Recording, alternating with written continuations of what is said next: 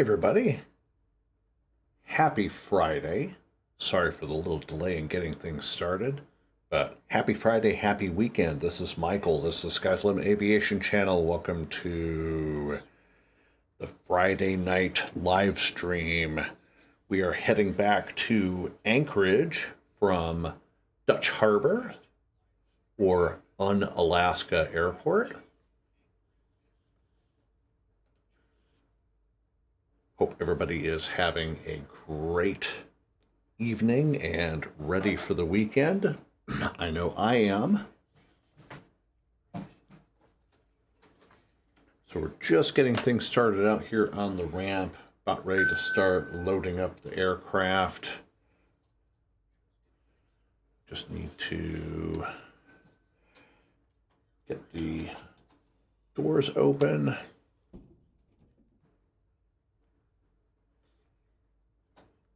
And we'll go ahead and request our boarding. And we're going back with 16 passengers today.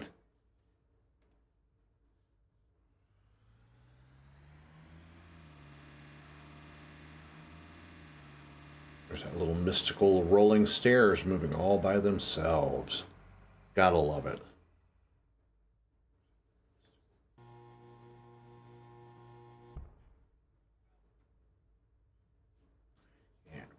Crew bus is coming. Load up everything.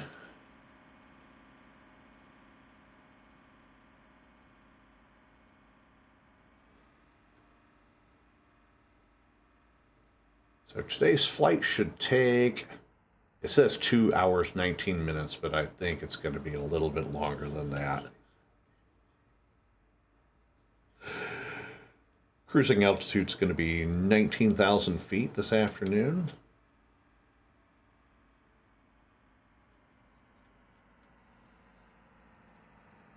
And we'll go ahead and bring up the flight plan real quick for you. So we're departing runway 13 at Unalaska, and we'll start heading northeast. And this is our route heading up, and then we'll be taking the RNAV runway 33 arrival, Wallach transition. So we'll be landing north when we arrive. No published arrival that we'll be taking, and just be straight in, and no published departure. So that's our route for this afternoon.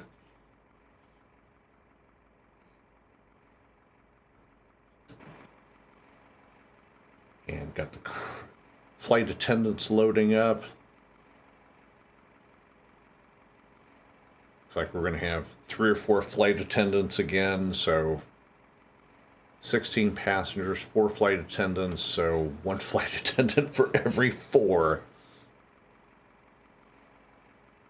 Because that's just the way GSX rolls. And she's going to stand there with her hat poking out the roof, so okay. Passengers bus is coming.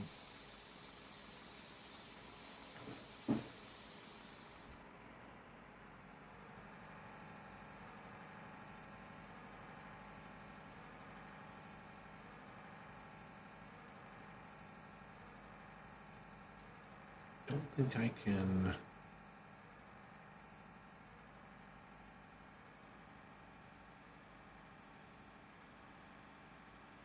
Okay, so I can't request a GPU, so that's okay. We'll just battery start. So here comes our empty passenger bus. That'll suddenly, poof, there's some passengers showing up.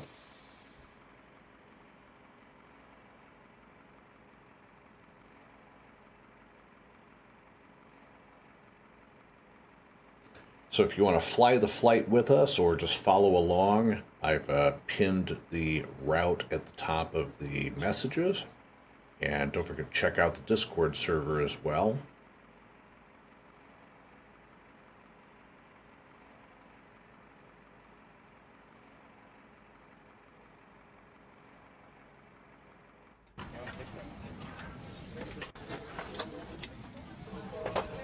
And there's that great view of our passengers walking through the cockpit window because it's just a GSX thing.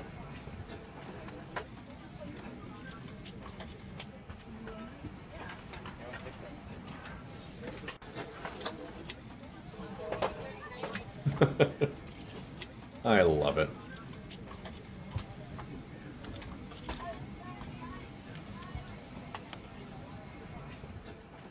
All right. Looks like all the passengers are on board.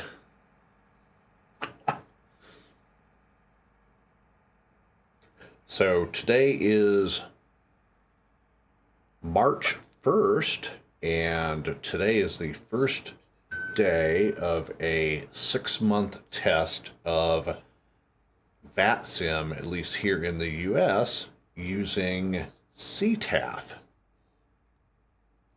And CTAF is Common Traffic Advisory Frequency. So basically, instead of clogging up Unicom, which is normally 122.80 for calling out positions, etc., etc., etc., when around airports, most every airport has a CTAF frequency in case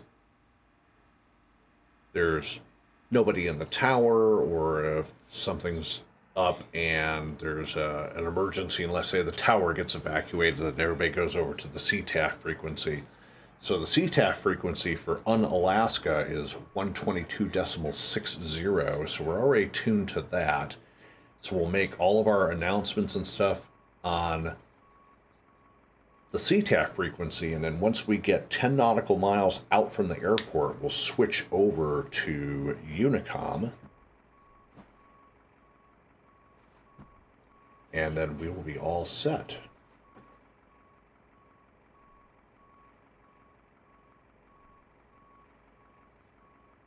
Let's go ahead and start our before start checklist.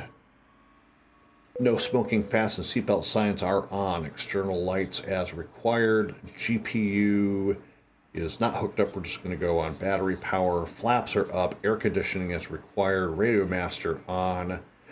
Instruments are set and checked. Radios, transponder set and on standby. Fuel totalizer is set. Fuel quantity is checked. Flight recorder is set. Power levels are ground idle. Condition levers are at fuel cutoff. Hydraulic pressure system is set. Parking brake is on, and flight idle stop is checked. So before start checklist is complete. It looks like we've got everything all loaded up, so we'll go ahead and close the doors.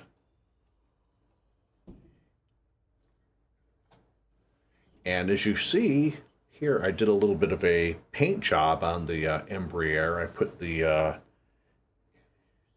Alaska Cargo Express logo and the tail number on the plane, which weren't on this version. It was just a plain Jane white version before. So at least the plane's got something on it now, so I'm happy with that.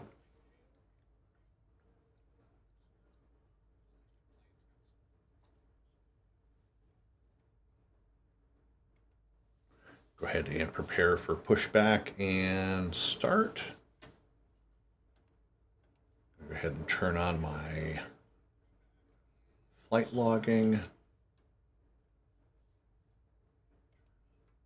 Hello, Captain. We are ready for pushback.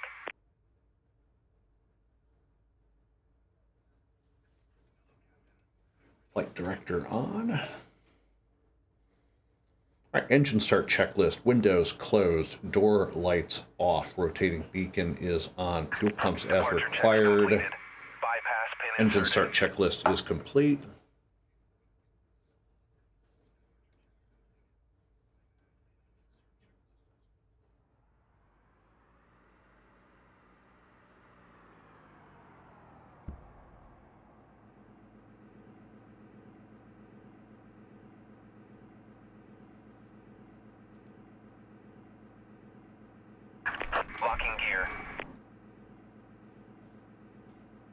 turn on mode Charlie, and let's see, we want to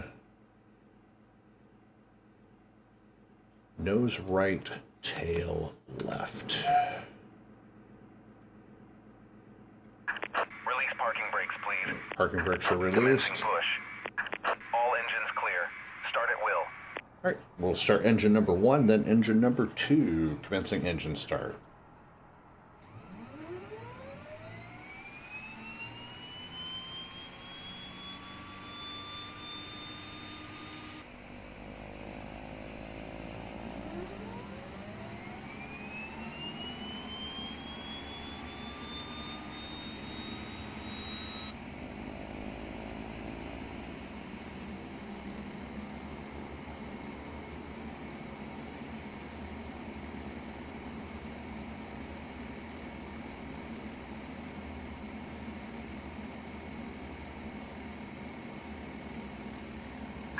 Please set parking brakes. Waiting your confirmation for a good engine start. Cockpit to ground. Cockpit to ground. We have a good engine start. You can disconnect. Unlocking gear. So if you notice that the scenery here in Dutch Harbor is a little different, that is because I downloaded a airport freebie package from Orbix, which happens to include Dutch Harbor, Tow truck disconnected. Bypass pin removed. Left is clear. Right is clear.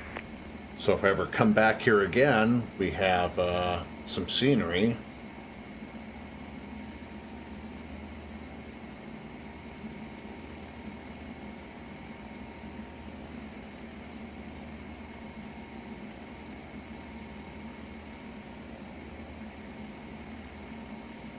And getting the all clear from the ground man. All right, we're all set to go.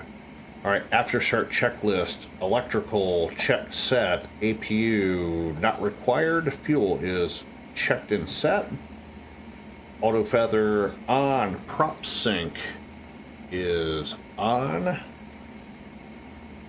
EEC is checked.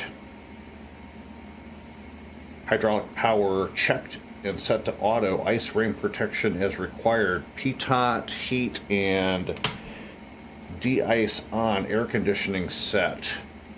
After start checklist is complete. Taxi checklist. Taxi lights on. Condition levers.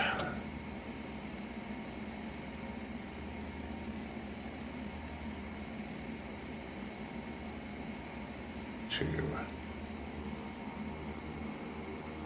feather them once. Done. High idle for the fuel. Takeoff data is checked. Elevator aileron trim checked. Flaps 15. Flight controls.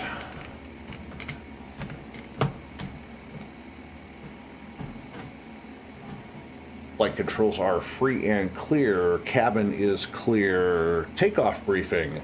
All right, we're departing off runway 13 in the event of an emergency. During the takeoff roll, we will get airborne, assess the situation, come back around to the airport. So we're going to back taxi down to runway 13. And then we'll be departing to the south. And then it'll be a left turn on course from there. So, takeoff briefing is complete. Taxi checklist is complete. Go ahead and do our call outs.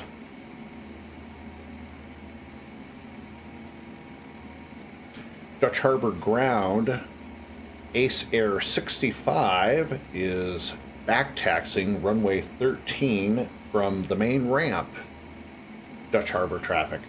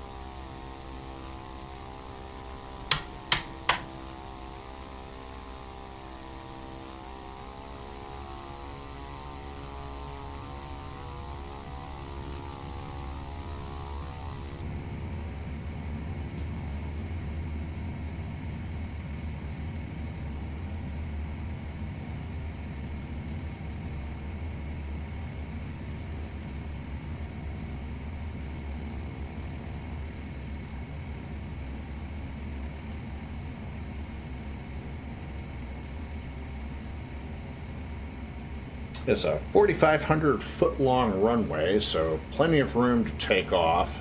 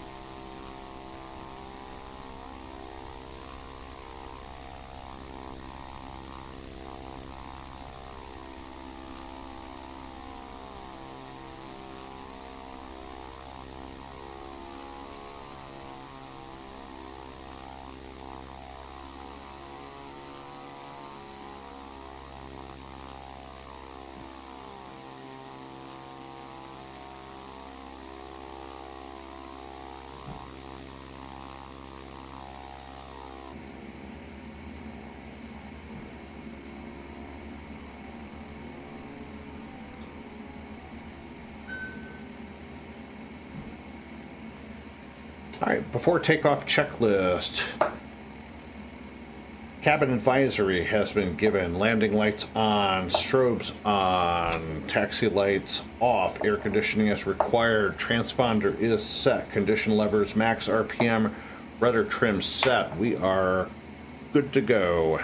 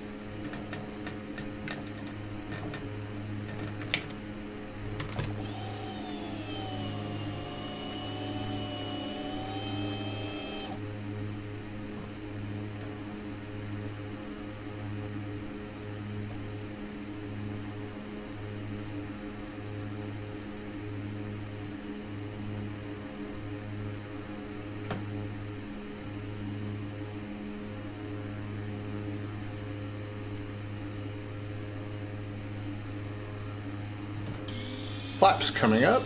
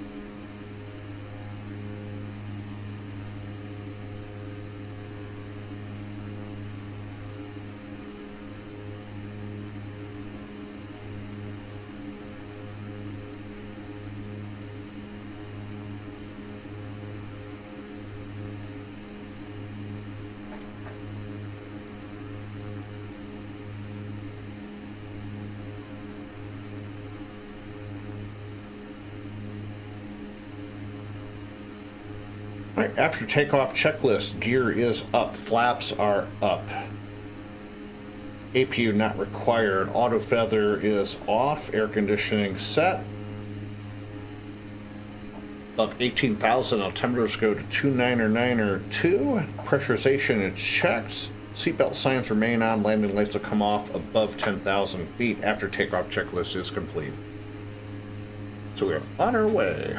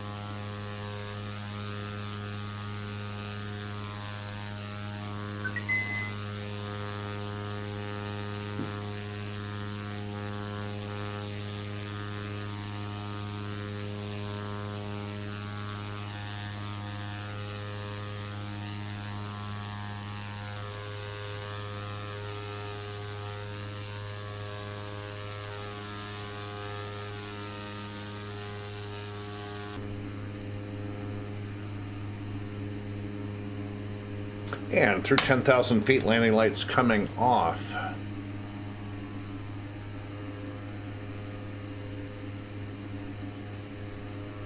So I think I might, and think is a big word, I think I may have finally figured out the issue with the computer making things stutter and crackle and whatnot. So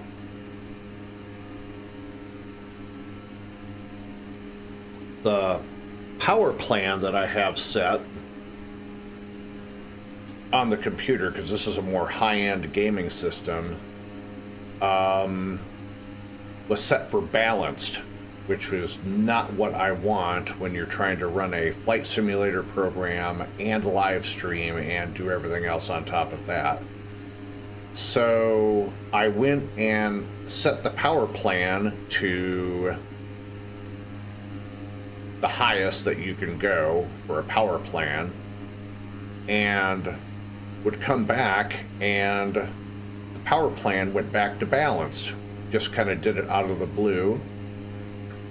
Would reset it back and it would simply do it again, and found out that it was my MSI control center that was changing the power plan back and forth. So I just went ahead and uninstalled the program, and it's on high performance power plan now and seems to be fairly stable.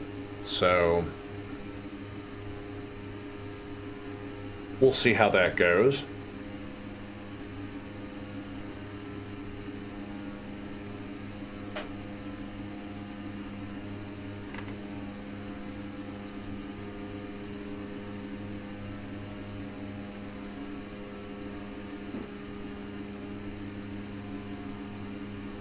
Other than that, it's been a pretty good week.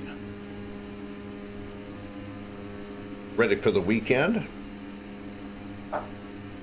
Ready to get some live streaming out of the way for you guys. Hey, Nebulation. How are you, good sir?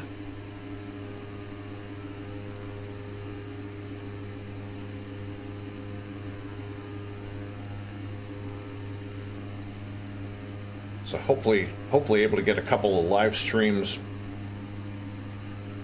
done this weekend. I am doing quite well. Heading back to Anchorage from Dutch Harbor.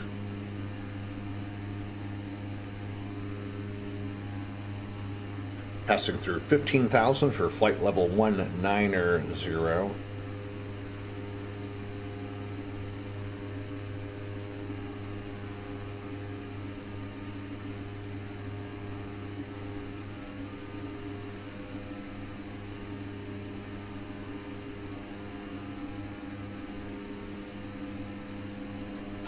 I think we could do that. I need to figure out how to... I don't think I've got that set up. Hold on, let me go to...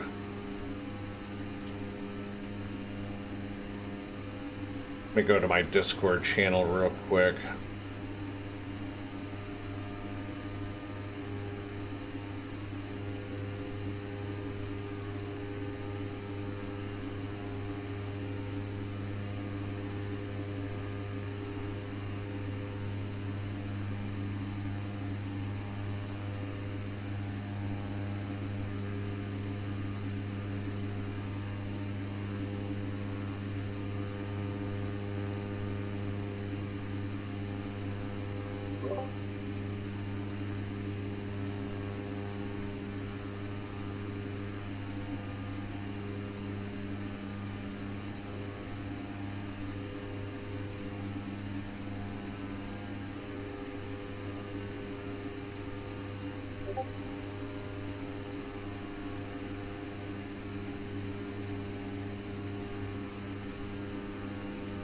Test, test, 1, 2, 3. Ha ha ha.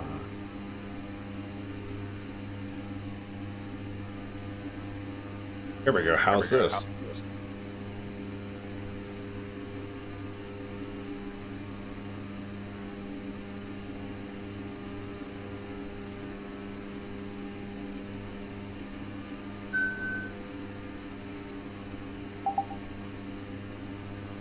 Okay.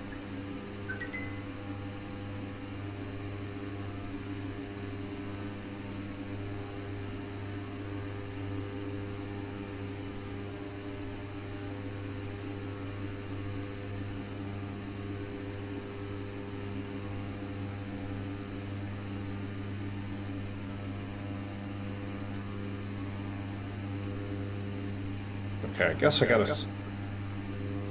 I have to set up the...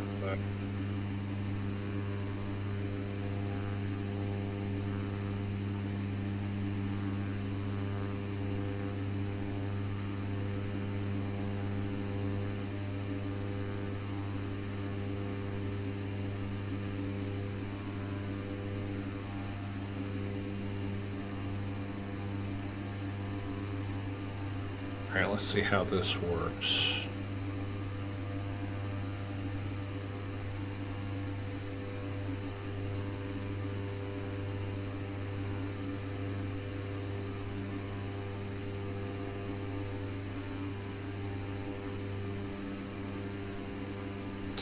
Hello, my beautiful wifey.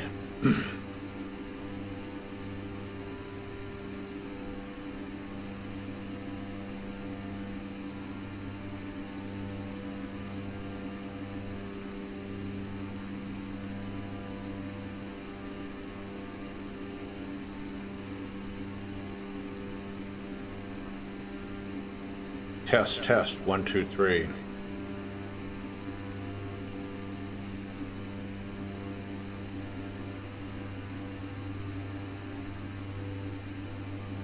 Test, test.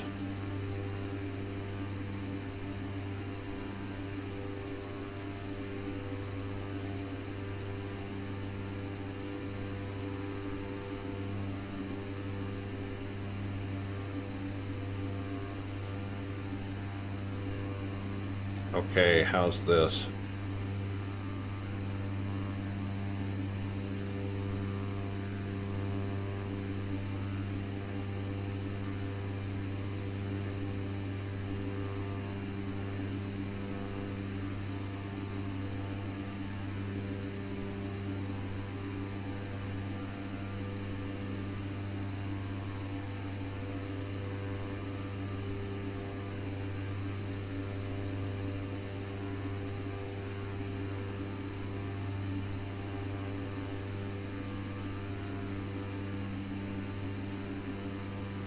Test, test, test.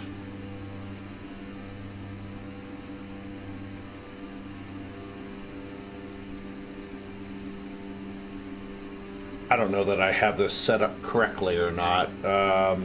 Nebulation, can you hear me over the Discord? Or do you have to have a... Or is there a chat room? I don't know how you do any of this.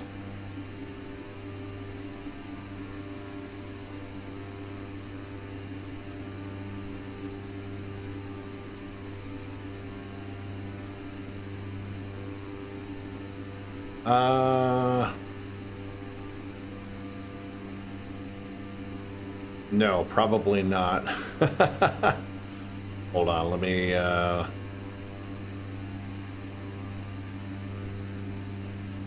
Oh, there we go.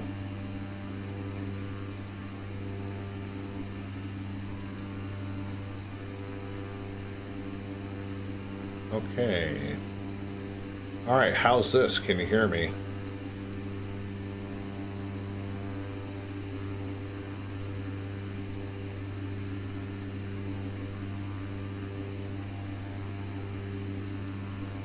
Ah, there we go. Okay, how's this?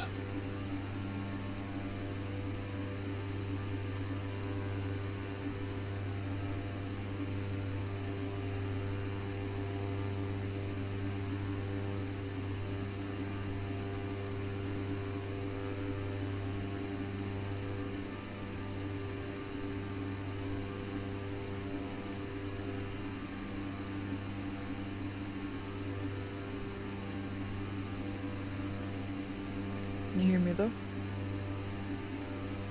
I can hear you just fine, yeah.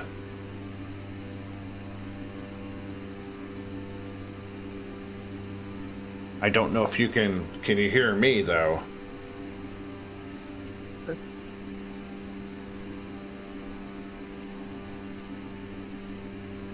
Test, test, 1, 2, 3. Yeah, I can hear you, don't worry. Oh, awesome. That's the first time I've done a Discord chat, so.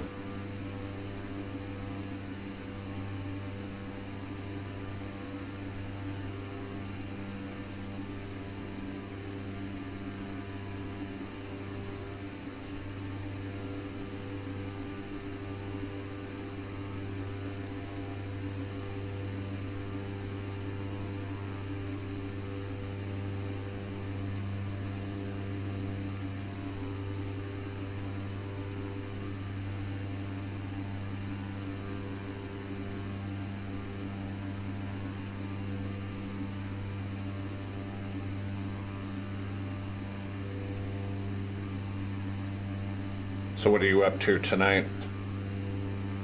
About to start a flight. Not sure where to and where from.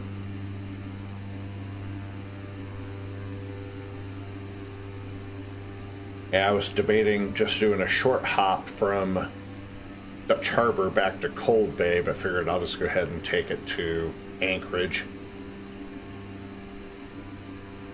Alright.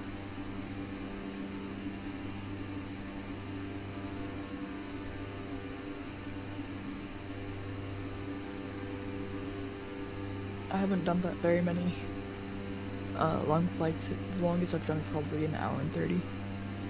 Oh, wow. Yeah, my flights usually wind up around 2.5 to 3 hours. That's the kind of endurance I don't have. I do, as long as I can get out of here for a few minutes and stretch my legs.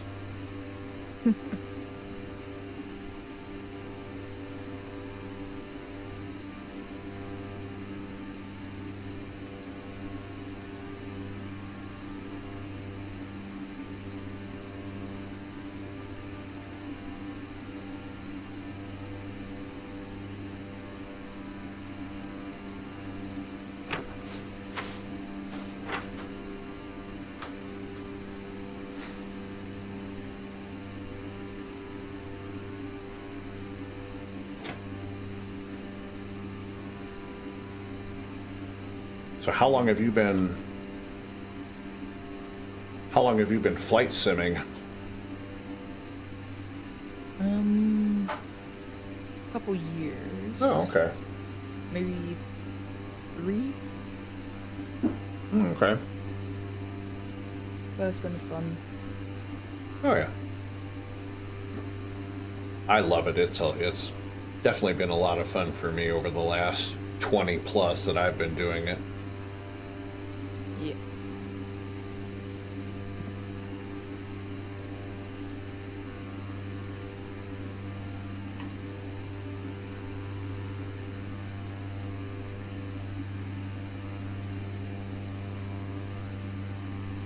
Hey, do you think it would be possible if you could send the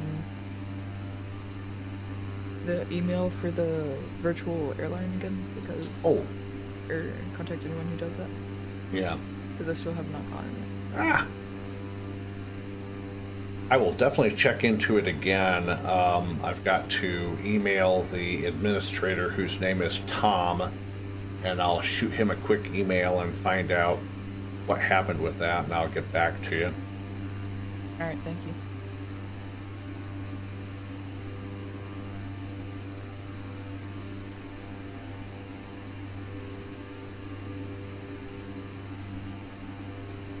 All right, we've reached our cruise altitude of flight level 190.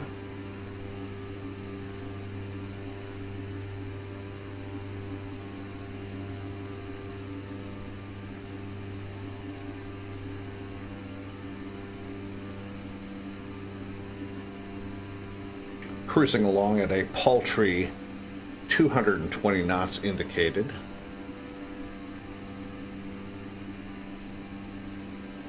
Yes, I know this is not a very fast aircraft.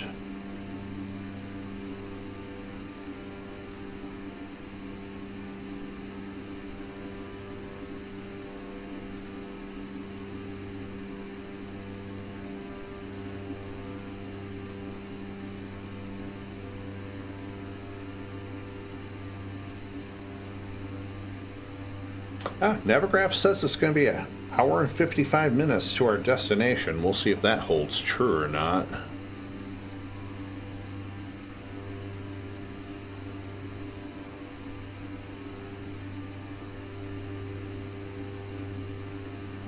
$590 nautical miles left in the flight.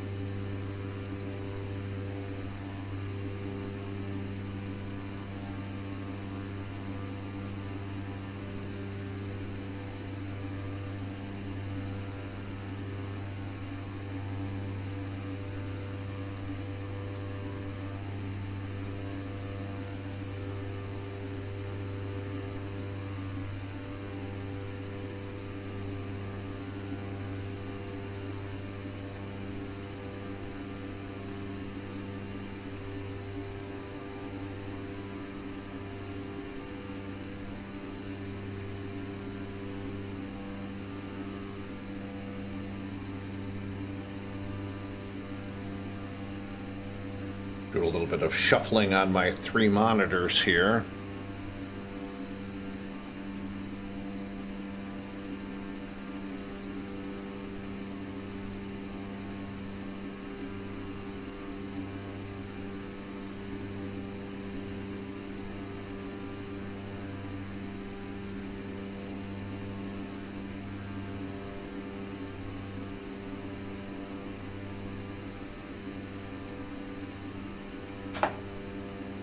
So anyways, as I was saying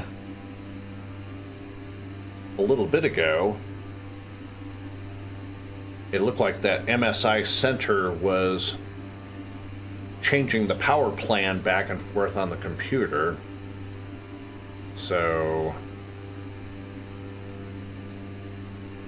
I have it set for ultimate performance,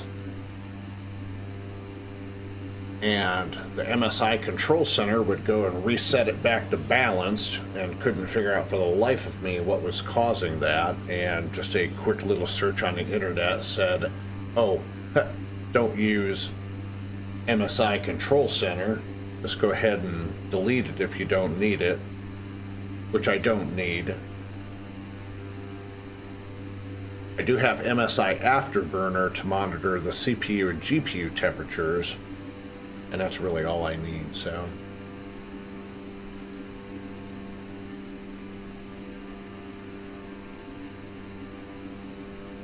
Don't have anything to worry about there.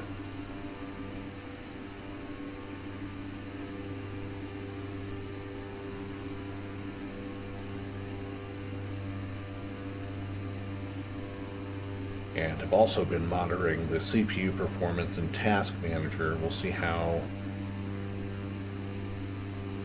everything works here. I have a feeling we'll still see the occasional CPU spike, but hopefully it won't be as bad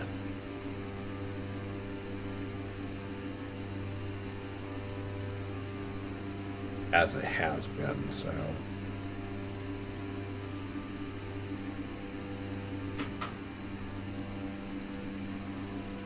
Got to pop back over to Unicom, so go ahead and do that. But yep. VATSIM North America started the whole CTAF thing starting today, and we'll be testing for the next 6 months. So if you missed the earlier explanation as to what CTAF is Common Traffic something or another.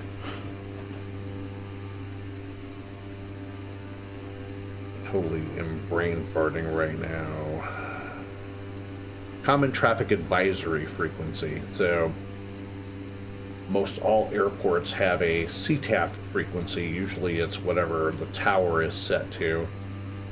And to keep from clogging up the Unicom channel, which is 122.80, for the next 6 months, we're going to start using CTAF. So the CTAF frequency for Dutch Harbor was 122.6. So basically, when you are X number of miles out from an airport, and you switch over to CTAF and you start making your position reports.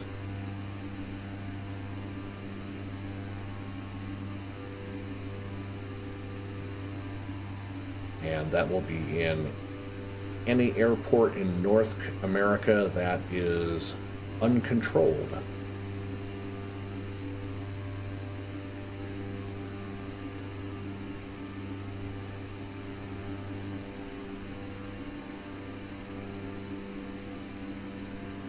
So that started today.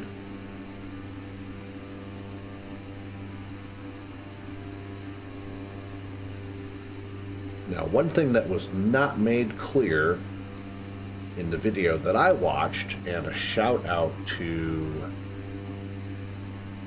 Slant Alpha, and his YouTube channel for the explanation about the whole CTAF. Slant Alpha Adventures is his YouTube handle. But my thing is, okay, so if you have regional air traffic control, let's say Atlanta Center is online, but you don't have approach or departure, or the tower is not manned by a VATSIM controller, do you use CTAF as your departing out of Atlanta, and then once you're X number of nautical miles outside of the airport, then you switch over to the other frequency or not? So that was not explained.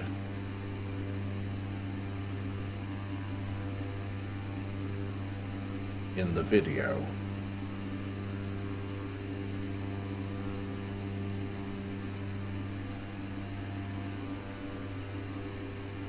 So that may need some clarification. So.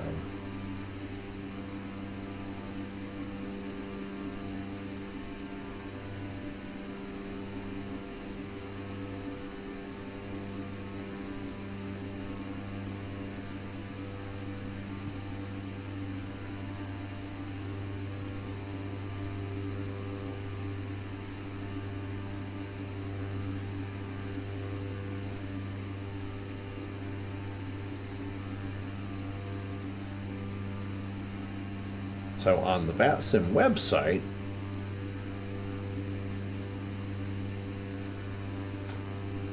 it says VAT USA CTAF trial. VATSIM United States, VAT USA division will be trialing real-world Common Traffic Advisory Frequency, or CTAF, starting March 21st, 2024, lasting up to 6 months. Pilots not under air traffic control will review charts and or the VATSIM AIP to identify the correct CTAF for their airport. So what is CTAF? CTAF, or Common Traffic Advisory Frequencies, are frequencies that are used at airports without an operating control tower, also called non-towered, uncontrolled, or pilot-controlled airports, which allow pilots to coordinate amongst themselves to ensure appropriate aircraft separation. Pilots will advise other aircraft on CTAF of their position and intentions. When a part-time tower closes, the airport will revert to using CTAF. So how does CTAF differ from your standard Unicom? So VATSIM has traditionally used the term Unicom to indicate a common frequency, 122.8, that all pilots are expected to utilize to coordinate intentions with other pilots. In the real world, Unicom frequencies are used to communicate with non-ATC ground stations such as fixed-base operators at an airport. Correct terminology for the frequency used by pilots to coordinate among themselves is called CTAF. You finally find a flight to do? Yep, CRJ, IAH to DTO. Ah, sweet. Nice. Short little hop, but Yeah, there you go.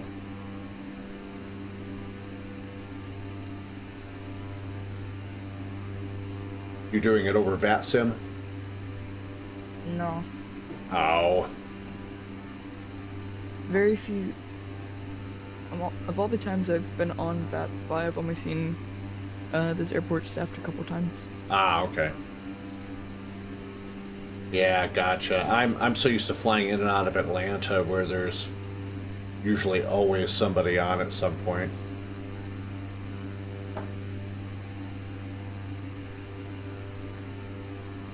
Okay, back to the CTAF. So it says, does CTAF mean I don't have to look out for other aircraft? Answer, no. And it says it's important to remember that pilots in a given area will not all be on the same CTAF. It is critical to remain vigilant, to use your resources and keep your head out the window. Proper CTAF use is more important going into larger, busy airports, but it is still important to continue looking for other traffic. CTAF is a tool to coordinate with other pilots, but does not replace a traffic scan. First priority is to always see and avoid other traffic, followed by using your tools such as ADS-B, and on VATSIM that would be your map or traffic display. Third priority is CTAF. And then there's a couple of subsections. First one is how to use CTAF. And it just says CTAF should be used within 15 nautical miles of an airport and below 5,000 feet. For larger airports such as Class Bravo, it is 20 nautical miles and 10,000 feet due to increased traffic and airport complexity. This is a general guideline and not a rule. There are commonly many airports within a 15 nautical mile radius. They will generally have different CTAFs. It's important to remember that all pilots in an area will not be on the same CTAF. Additionally, CTAFs are often shared by multiple airports in the same area. Due to this, it is critical that you include the airport name at the beginning and end of your transmission. So,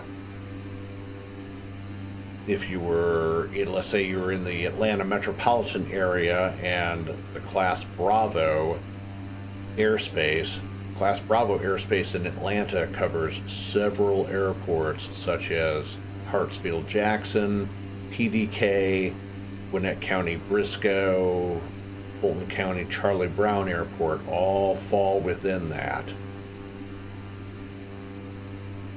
So if you're taking off out of PDK, then it's going to be PDK traffic, November blah blah blah, departing blah blah blah, runway blah blah blah, PDK traffic.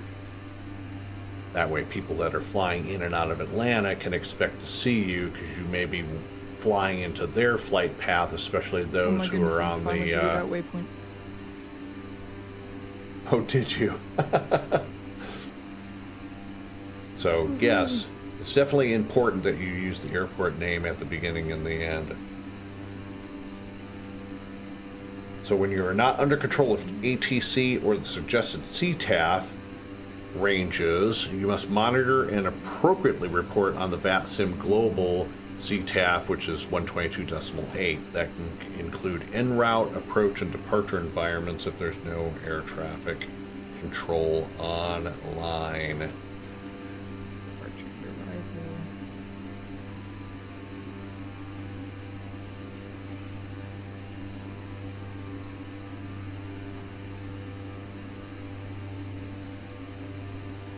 Okay. Which frequencies do I use? And it further says for non-towered airports, CTAF frequencies are listed in a few places, including U.S. sectional charts and the chart supplement. The easiest locations to reference are the U.S. sectional charts available for free at SkyVector. For non-towered airports, the CTAF will be listed in the airport data block. Been there, done that before.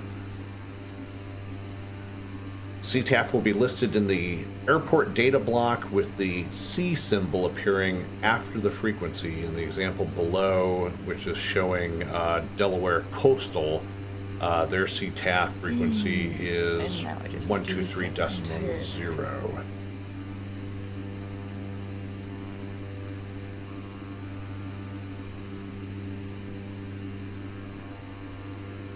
So here's the chart. So 123.0, that is the CTAF frequency.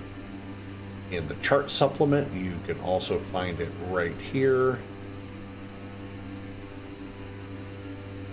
And it says, as previously mentioned, towers that are only open part-time to revert to non-towered airports when closed. These airports are depicted on the sectional with a star to designate that the tower only operates part-time. Operating hours of the tower specified in the chart supplement, as with the Delaware Coastal Airport above. CTAF is indicated by the C symbol following it.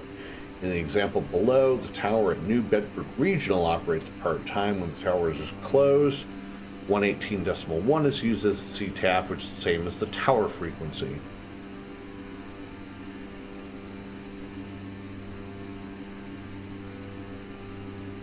While most airports utilize tower frequencies as CTAF when the tower is closed, some do not operate part-time in the real world. Towers that operate 24/7 do not have a CTAF assigned as the tower never closes.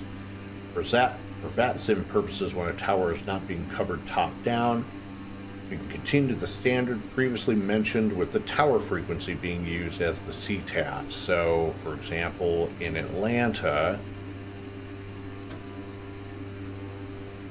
and let's go ahead and pull up Atlanta. So let's go ahead and look at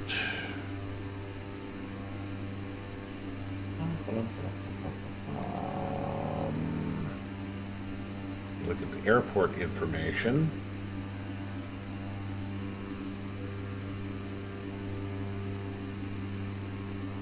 So normally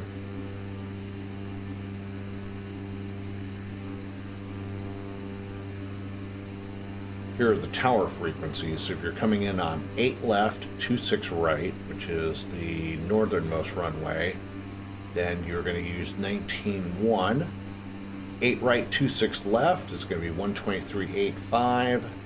9 right, 27 left, which is the south runway, is going to be 119.3. Excuse me, 123.85. No, I'm still wrong on that. 9 left, 27 right is 123.85. That's the long runway. 9 right, 27 left is 19.3, and then runway 10 and 28 is 19.5. So those are the, so you've got 5 CTAF frequencies that you potentially have to monitor.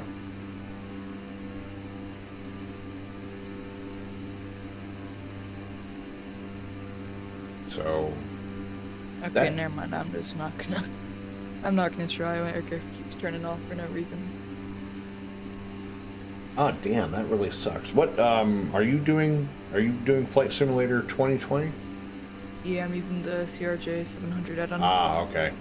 I think it might just run too low on battery voltage. Not sure. Alright, well, I gotta go anyway. Have a good night. All right, man. You take care of yourself. We'll see you again soon. Bye. So for Atlanta, for example, we normally use 19.1 when there's a single controller. So I wonder if that's what we would use. I don't know. That's something worth. I guess that's something worth asking later at some point. So.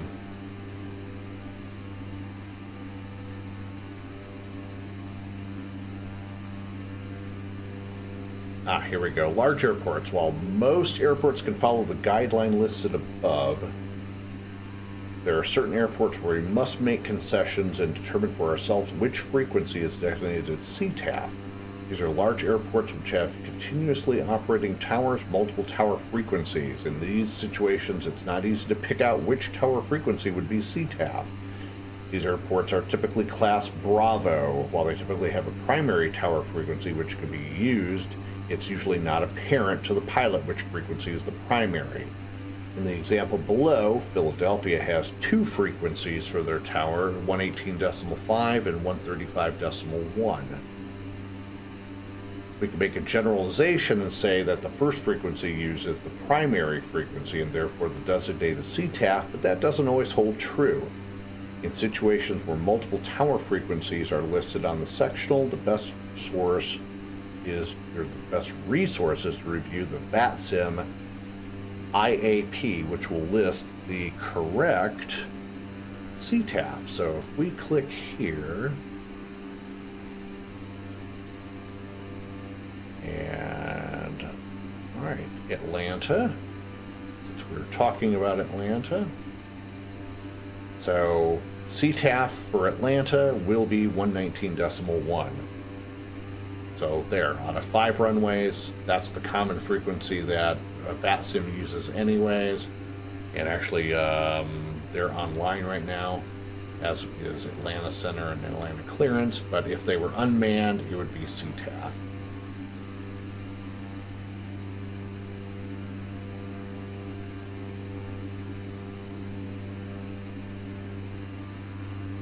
special cases.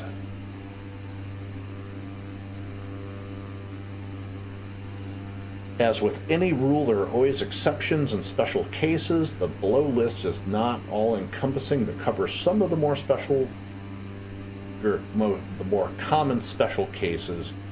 Refer to appropriate charts for specific requirements.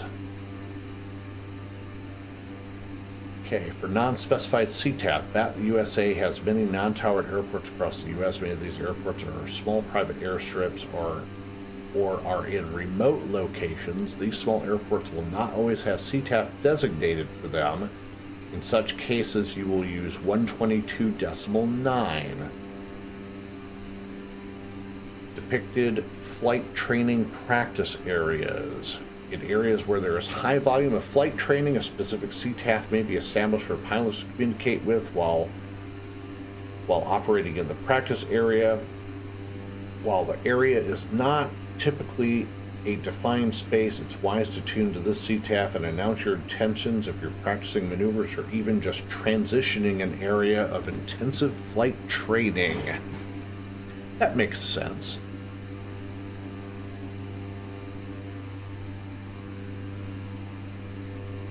Los Angeles special flight rules, because of course LA just always has to be special. The LA special flight rules area is a airspace designated with special rules. Los Angeles Class Bravo is a large airspace with a large amount of heavy jet traffic. This airspace can make it difficult for pilots to efficiently transit. As such, there is a special procedure and frequency developed to transit the airspace without needing a Class Bravo clearance or be in contact with ATC as would normally be required. 128.55 is recommended as CTAF frequency when utilizing the Los Angeles SFRA. Reference the Los Angeles Terminal Area Chart for more information and other routes that may be used to transit the airspace. Let's see, New York has their own special flight rules, and they will use 123.05 because you've got 3 airports there. And Matanuska, Susitna Valley, Alaska. That's in the Anchorage area. And we'll use a CTAF of 123.6. And the north arm of the Nick arm, or the area north of Nick arm utilizes 122.8. That's on SkyVector, so. There, that's a quick explanation of CTAF.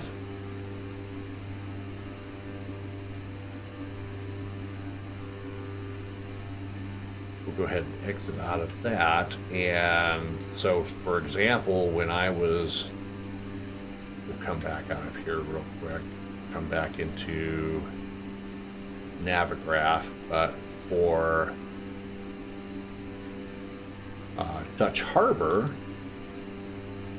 their CTAF frequency is 122.6. So we hopped over on that to announce our intentions heading out.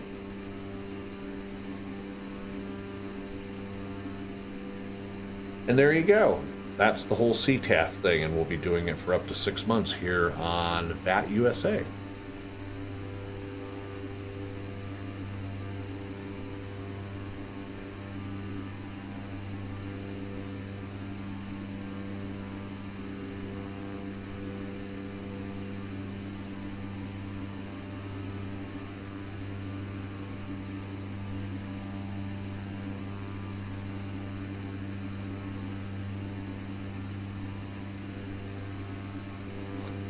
So, once again, if you're just joining the live stream, my name is Michael. This is the Sky's Limit Aviation channel. And this is Ace Air Flight 65, which is Alaska Cargo Express. Heading back to Anchorage from Dutch Harbor, Unalaska Airport, down at the tip of the Aleutians. sitting here at a nice, comfortable flight level 190 and pushing 222 knots indicated.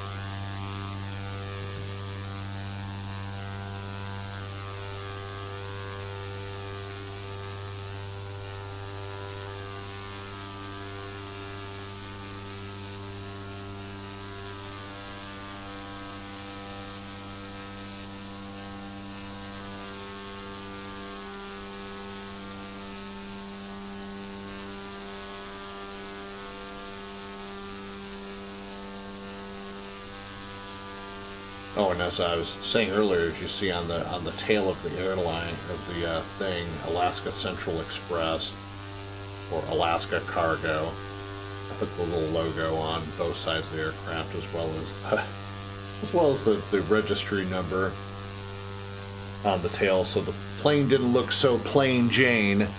I kind of got tired of it looking that way after flying it several times. So.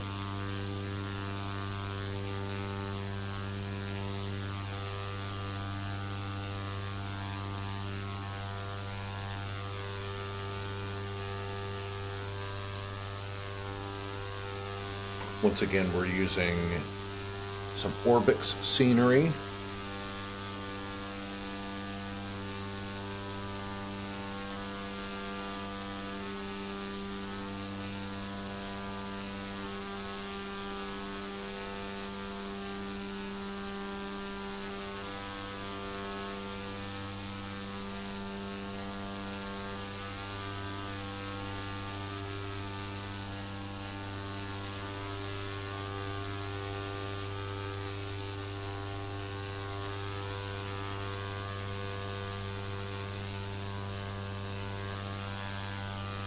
So normally this flight is done on a Beech 1900D, but I could not find a freeware Beech 1900D for Prepared. There's plenty for FSX, but I have not tried to see if it will work in Prepared. Maybe I'll do that later on and see if that works or not.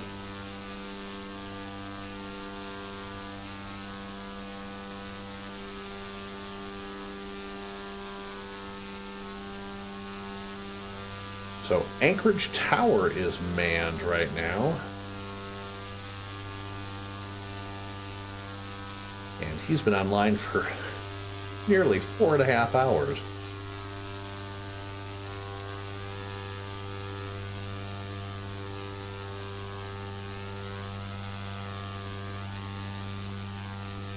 I don't even know what time it is in Anchorage.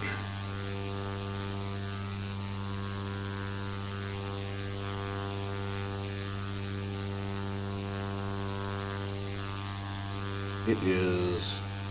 Oh, they're only 4 hours behind, so it's only 4 in the afternoon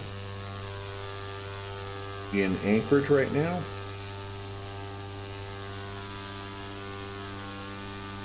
I don't know if maybe at some point Anchorage Center may come online. I don't know. We'll play it by ear and see.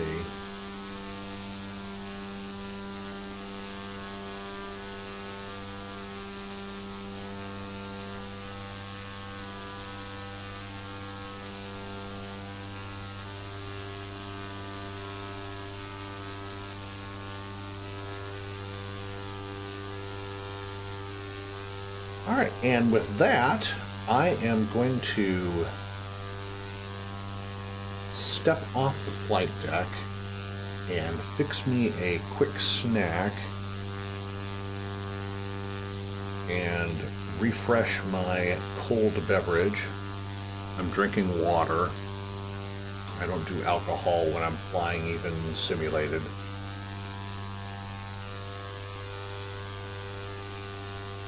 And I will be back in just a little bit.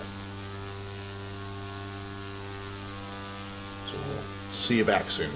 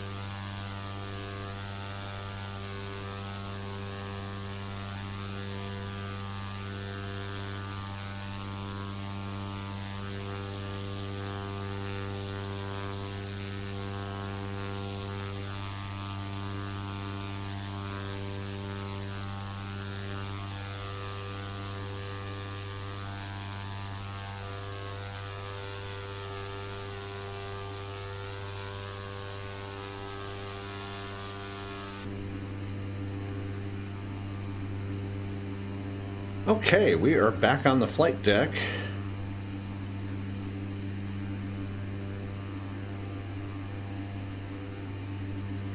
Back for a few minutes and then I'm going to jump back off.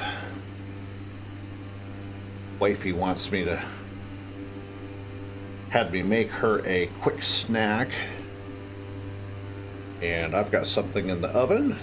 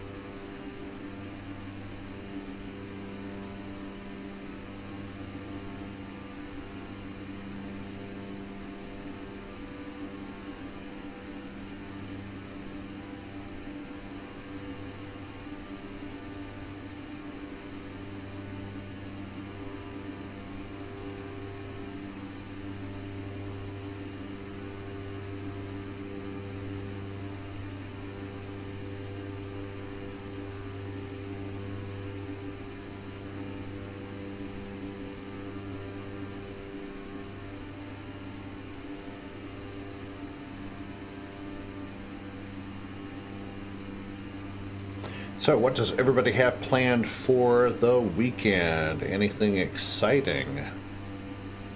Or just going to kick back, take it easy, and not do too much of anything, which is also acceptable, by the way.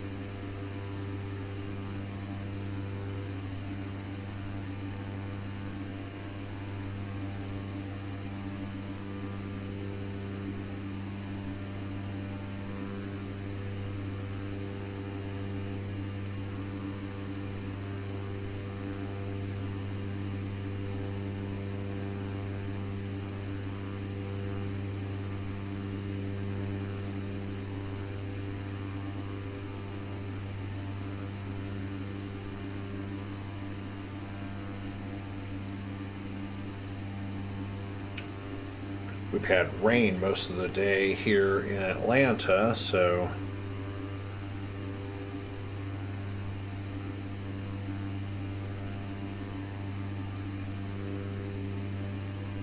we're in pretty whack outside, cold and rain. Not the kind of weather that we want down here.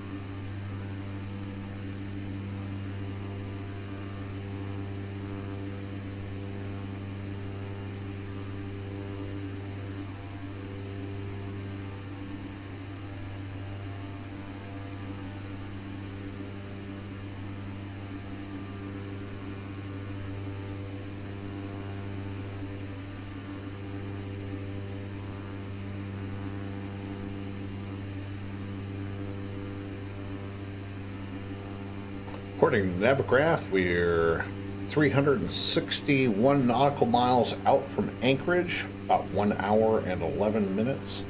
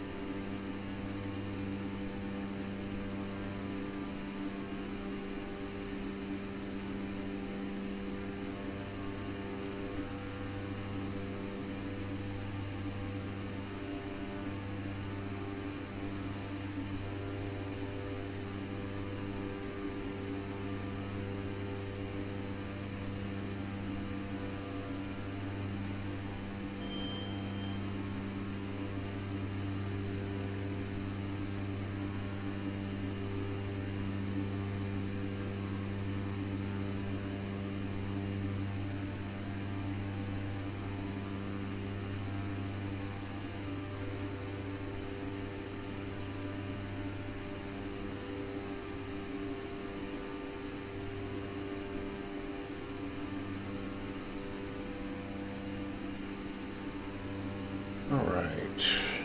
Gonna step back off the flight deck again for a quick second. I will be right back.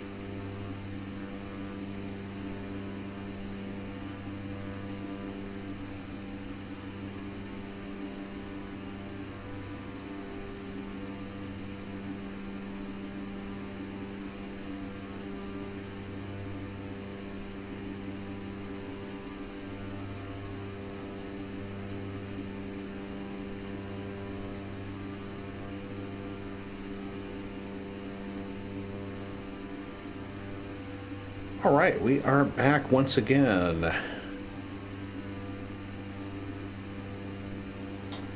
Hey, Frank, how are you, sir?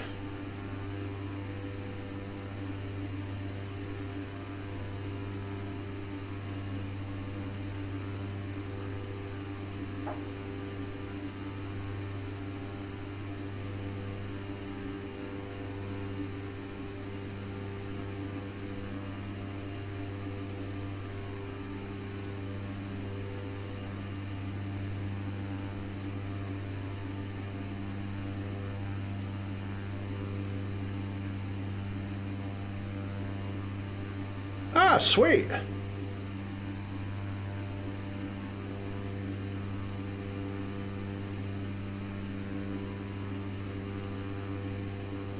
Are you online right now, or just kind of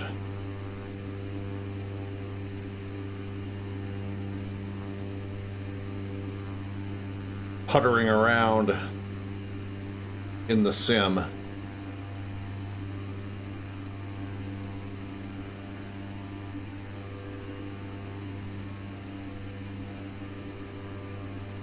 Interesting. I have 344 total hours flying on the VATSIM network. Oh yeah, I heard the Phoenix A320. I've been hearing a lot about that.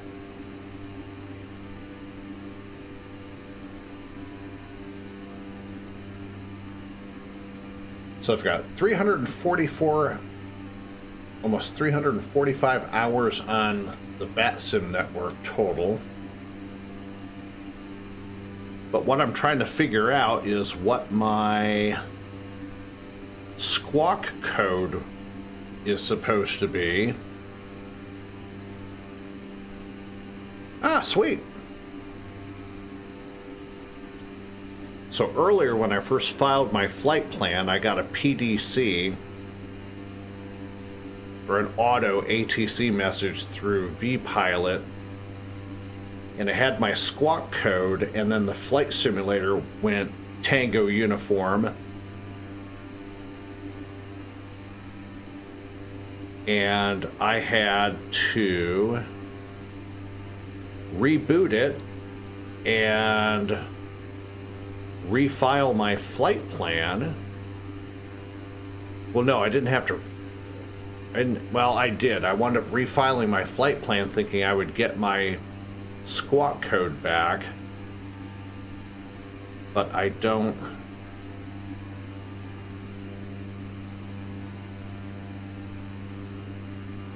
It's not showing up, and I can't tell.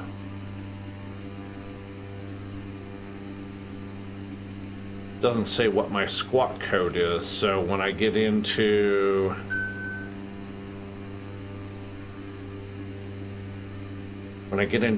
Anchorage, I'm not going to have a squawk code. I'm going to be squawking 1200.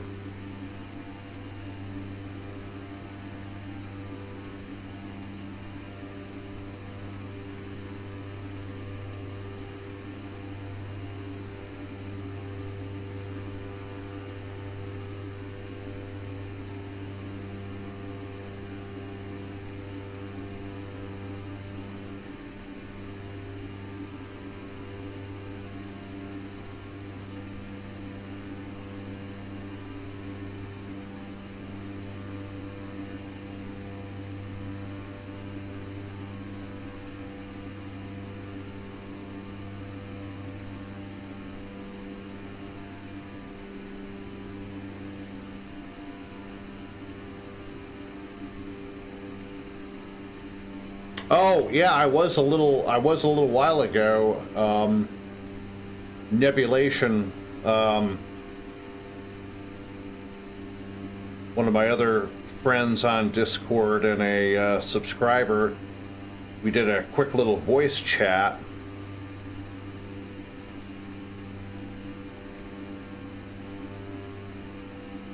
And then he had to run, so I just went ahead and logged off of it.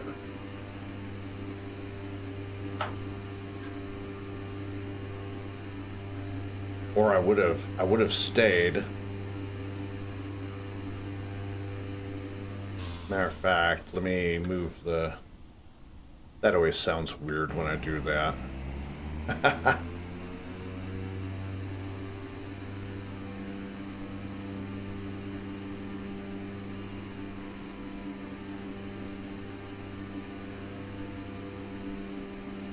Alright, now...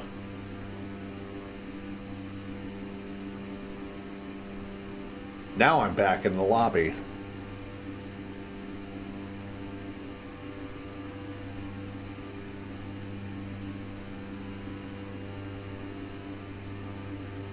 And I can't figure out how to... Yeah, I guess I'm just going to be going in squawking 1200 when I get into Anchorage. Unless Anchorage Center comes online all of a sudden in the next hour and gives me a squawk code. Beyond that, I don't know what I'm going to do.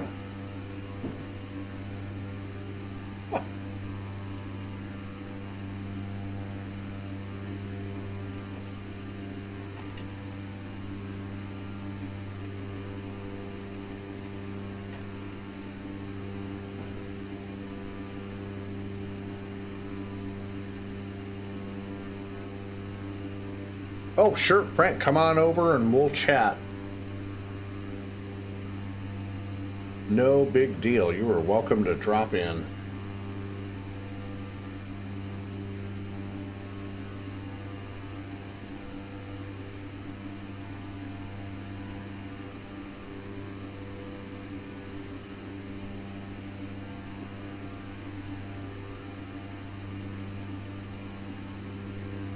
There he is. Hey, Frank. Hey, how you doing? Yeah. Doing great, man. Nice, nice. Oh, wait, I'll have to mute this. Yeah, I'm just testing out the Phoenix right now, seeing how it works. Oh, okay. It's pretty good. Yeah, I've read a pretty decent bit about it, so I'm impressed, but of course I don't have Flight Simulator 2020 either. Yeah, I mean it depends, you know, if you like flying Airbus A320s, then you know, Phoenix I would definitely go with. I mean, you have to pay for it, unlike fly-by-wire, but it's definitely a lot better. Yeah. I say that.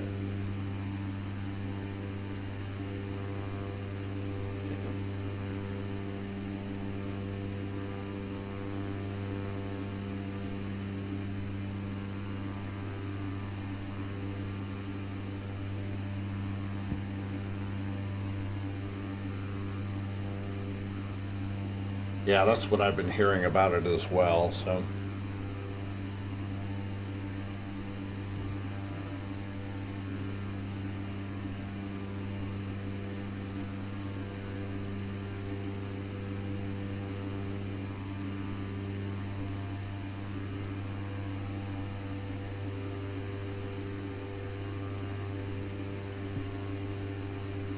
Do you have airports that you buy, like visually have airports that you buy?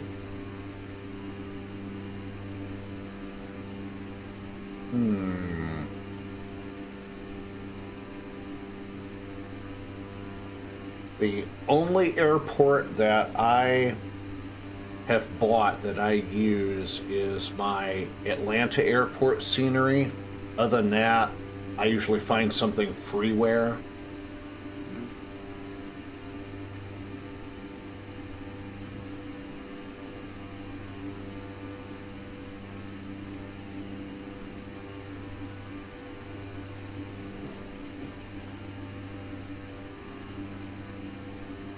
Since Prepared and FSX and FSX Steam are basically the same identical program, minus a few modifications to Prepared, the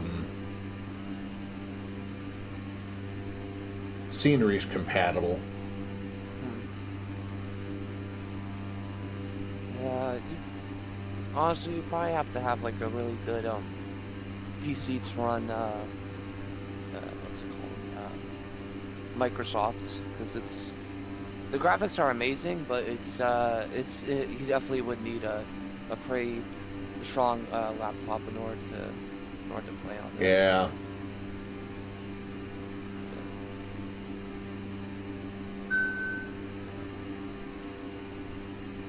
I had a Lenovo desktop computer, and this was about a year ago, and thought it would be able to handle Flight Sim 2020, but it literally overheated the GPU, so I had to quit flying it. Yeah. Just got my my PC this year actually, so it's pretty brand new, and I actually built it with my cousin.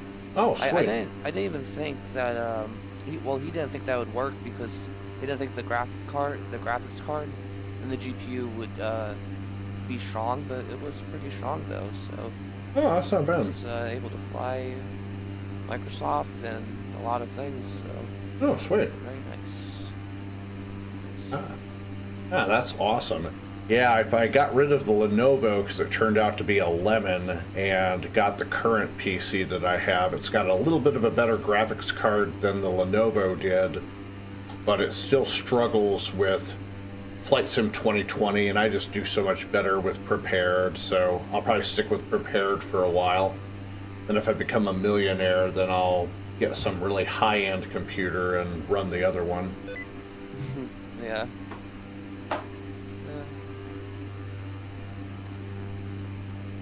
Speaking of that, I'm actually taking up like a business course right now.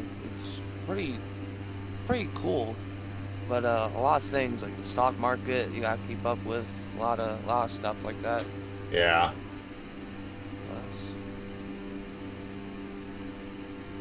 You doing online courses or in person?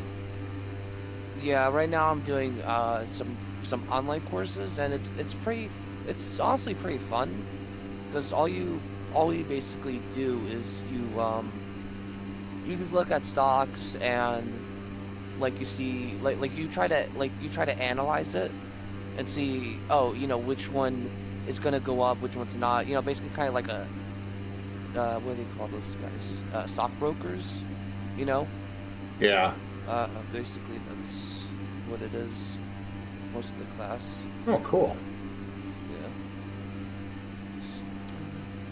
I think I just froze the flight simulator. It may crash. Oh, no. Oh, there we go. Ah, no, never mind. There we go. Took a little while to load the GPS up. Oh. Do I want to turn on sticky keys? There we go.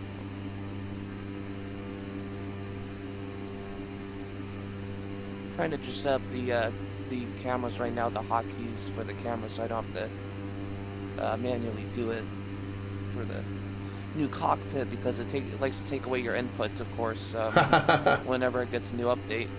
Oh. That was the one thing I didn't like about Flight Sim 2020 is just the massive updates, and it takes so long to download it. Oh yeah, whether that be Phoenix or just like the daily updates themselves. Yeah. It definitely does take It's like, a while to do that stuff. Unfortunately, but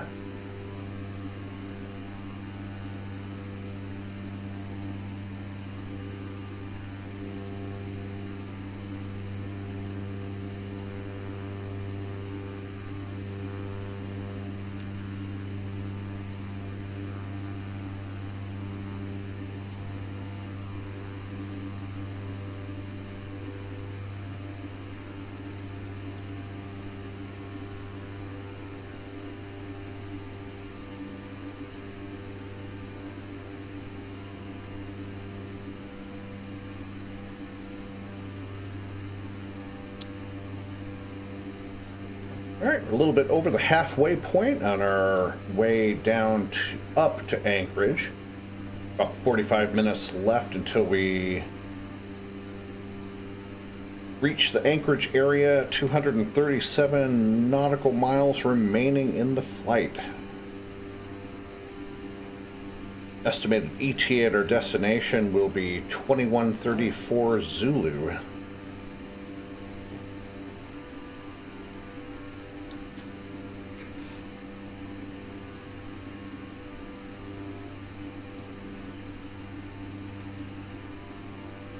Looking out the front of the cockpit window, you can start to make out the mountains off in the distance.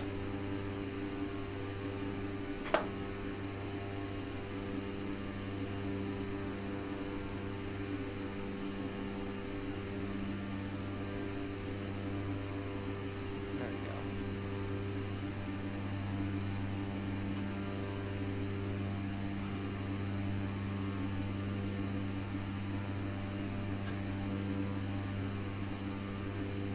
I'm going to step away again for a couple minutes. I've got something in the oven, so I'm going to go grab that and come back up here, so I'll be right back.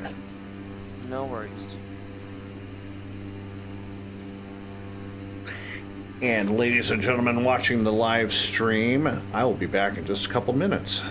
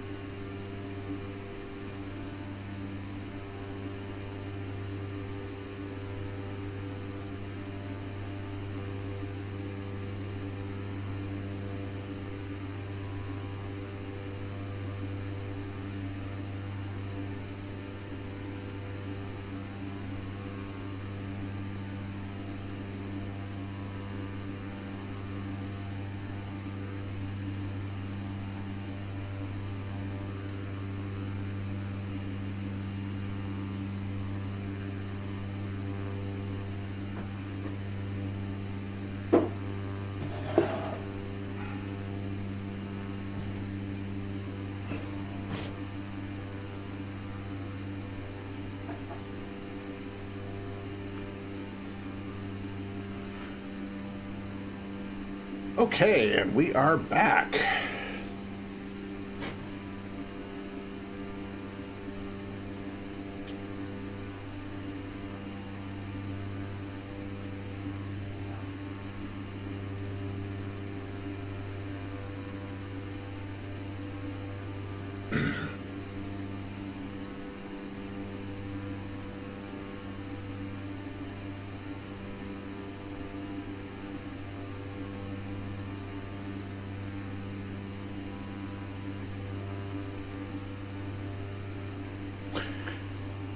All right, we have our arrival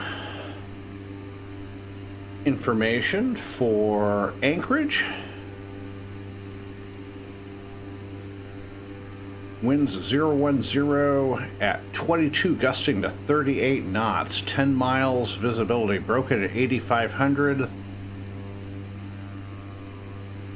Temperature 8, dew point 19, altimeter 2983. Visual approaches, landing, departing runway 33, and we have Yankee.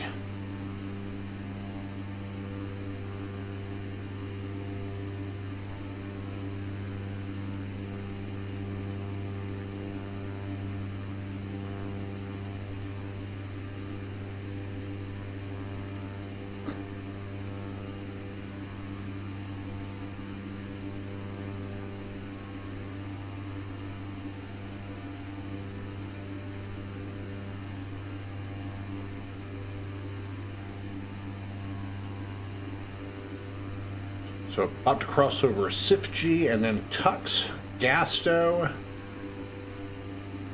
And it'll be a 66-degree heading till we pick up the RNAV to runway 33.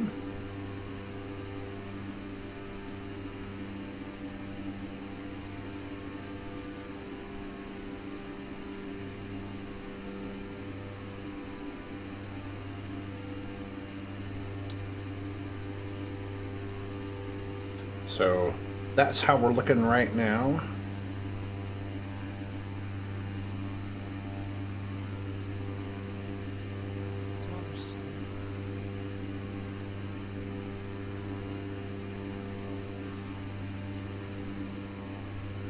Still a little ways from our top of descent. Probably about another 10-15 minutes.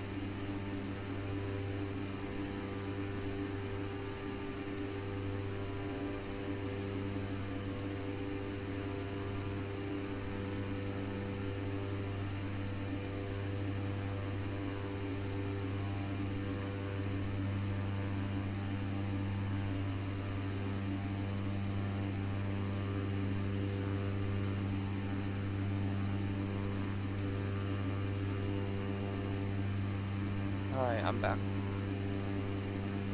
Alrighty.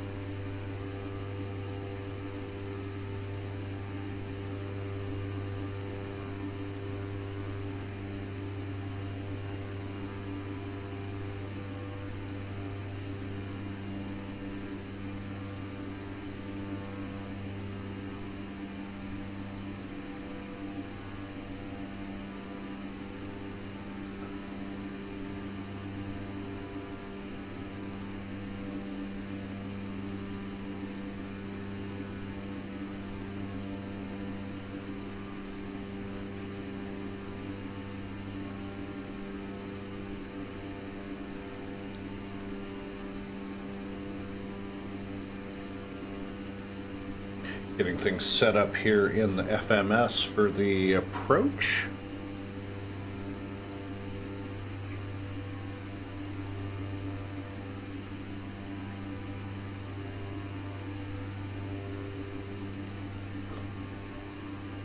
Wolack at 2200, Kamlo at 2200, Herky at 2200, and then Foxon 1200 feet, 329 on the heading for the final approach fix.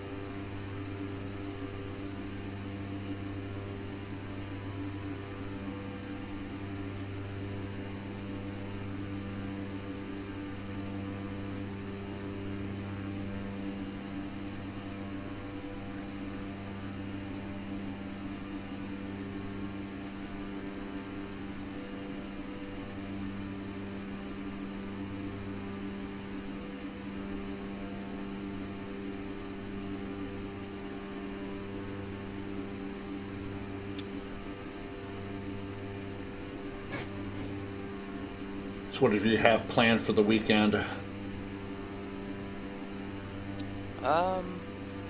Honestly, probably after testing the Phoenix and getting everything set up as it should be, I'll probably go ahead and fly on VATSIM for a little bit. Sweet. Sounds like a plan. Yep. I took a little break from VATSIM just really from Microsoft just because recovering and stuff, but now that I'm all better, I can go and fly again. Which is fantastic.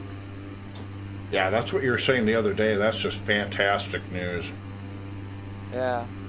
And you know what, the craziest part is like I recovered from this so much faster than the doctors even thought I would have, which is crazy because the last time they had to do well, not the last time, but it never happened before, so it was pretty crazy when this happened. It was just absolutely insane. But yeah, feeling a lot better though. Yeah. So.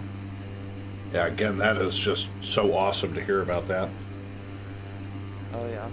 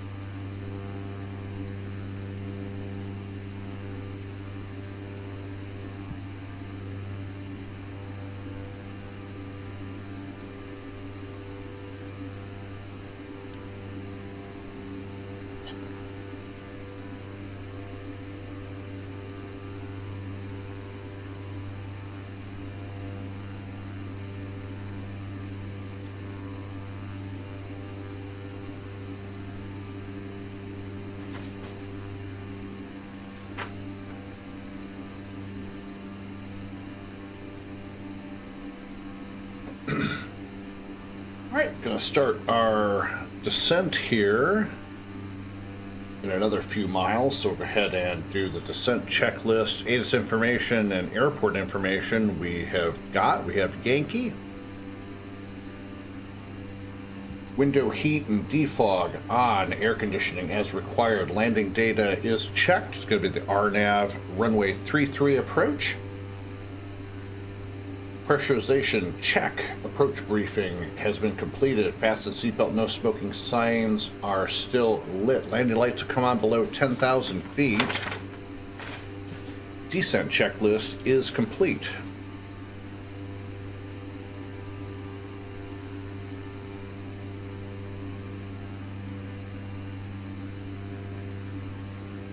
Another 5 nautical miles or so, we'll go ahead and start our descent.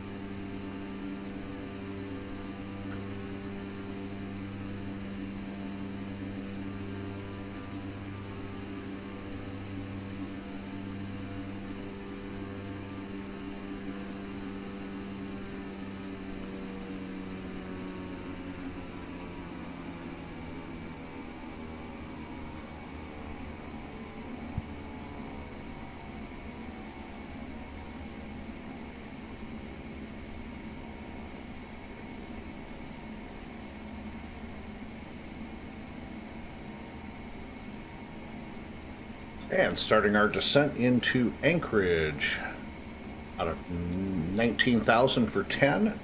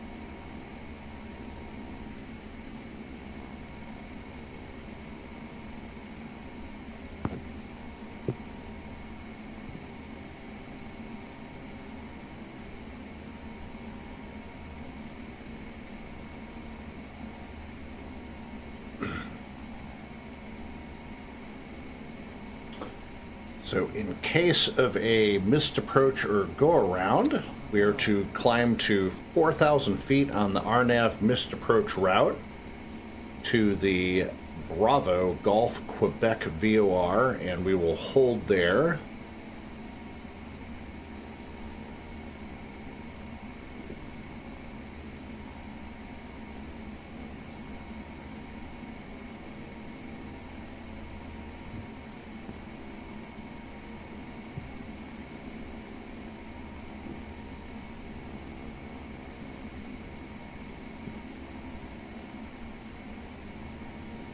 Passing through 11.7 for 10.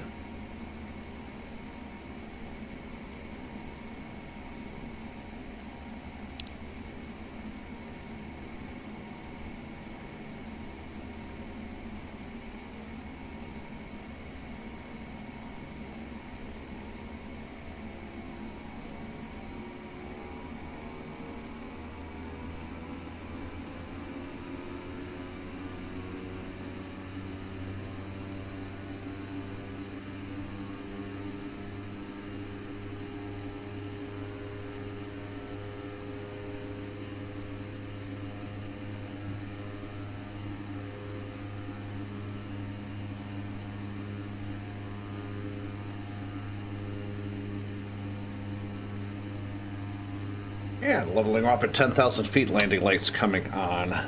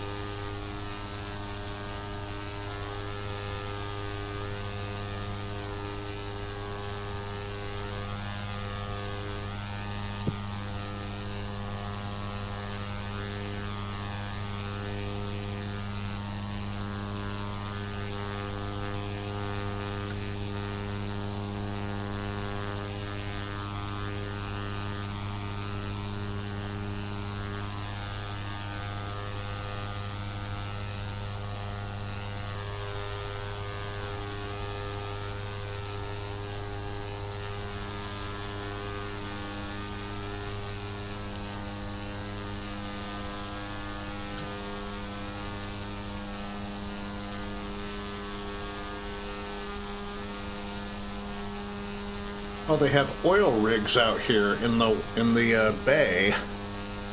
Ha! That's pretty good.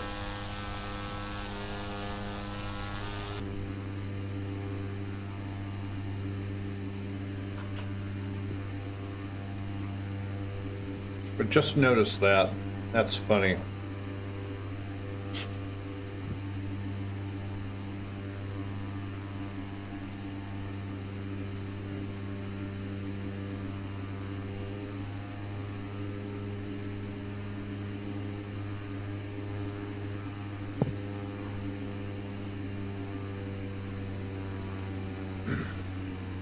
Out of 10 for 5.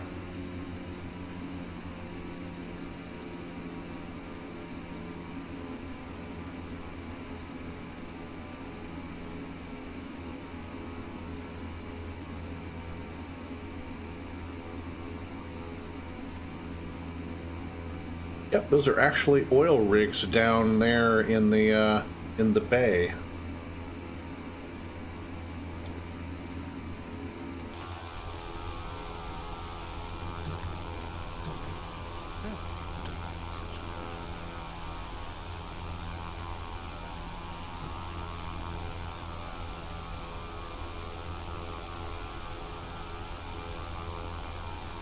Drilling that Alaska crude.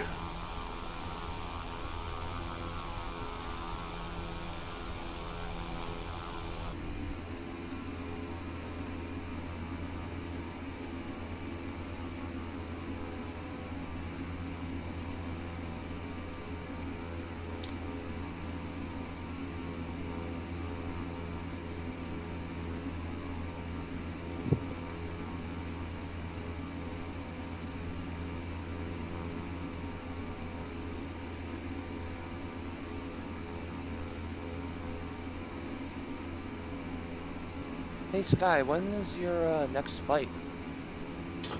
Oh, let's see.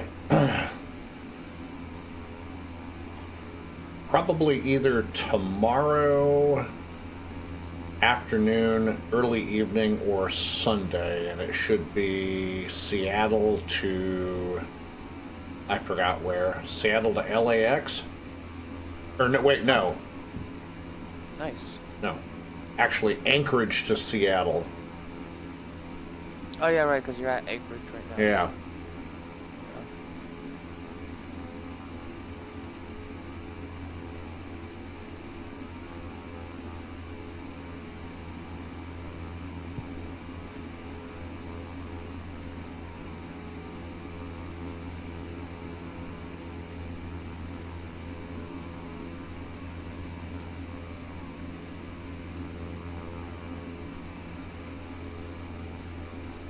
All right, approach checklist, all the feather on, air conditioning as required, altimeters, instruments, radios set, pressurization checked, cabin advisory, flight attendants prepare for the landing, please.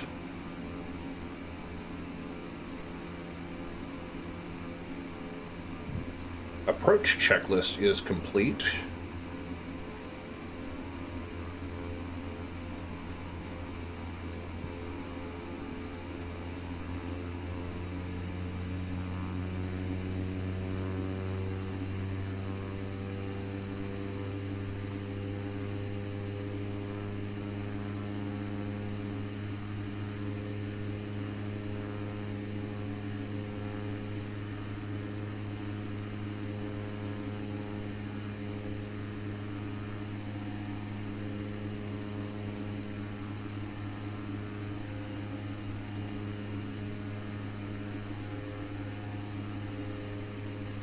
There we go, I was able to solve the problem.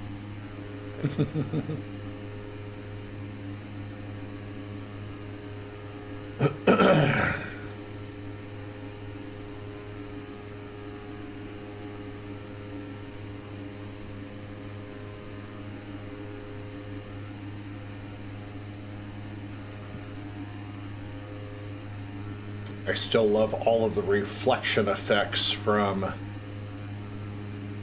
the 3D panel. You just don't get that in the when you're flying the 2D.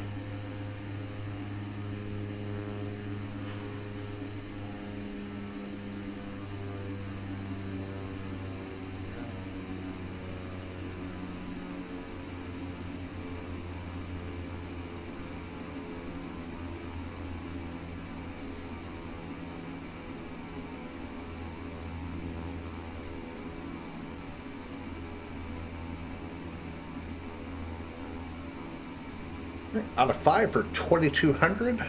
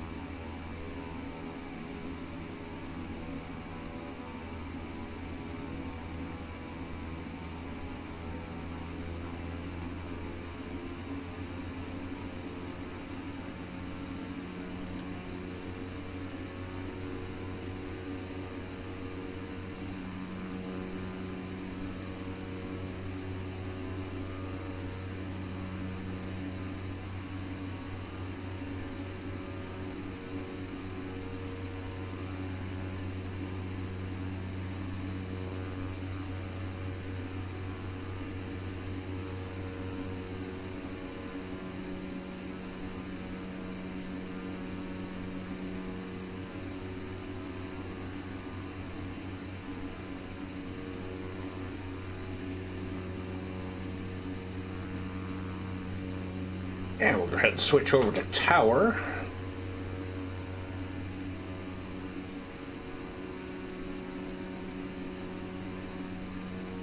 We'll make the call out to the tower when we're over Herky.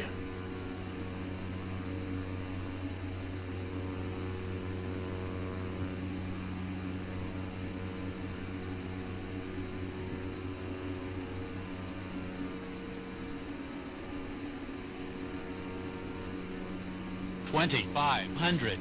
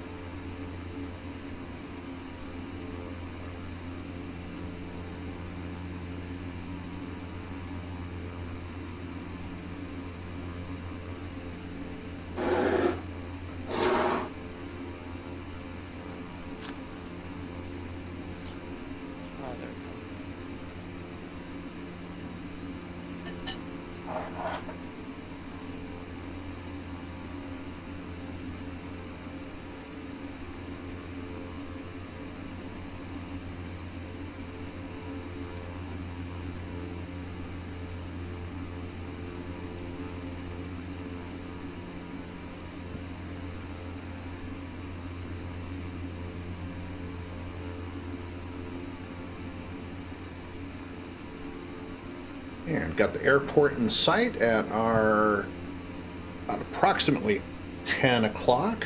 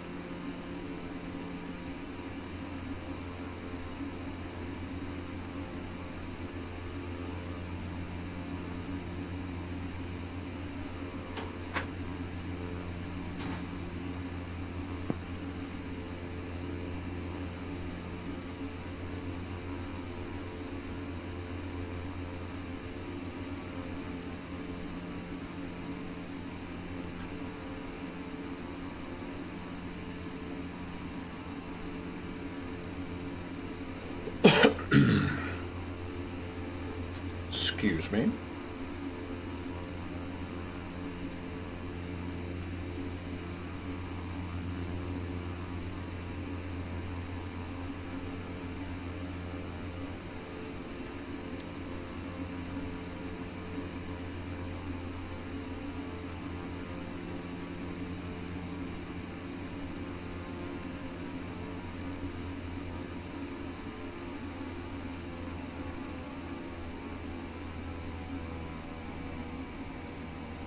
All right, before landing checklist.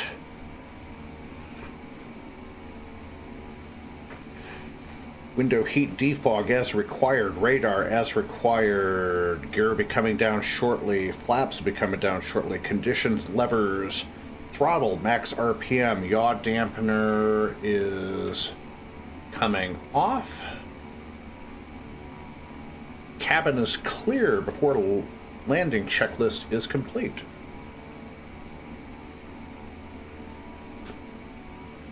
Flaps 15.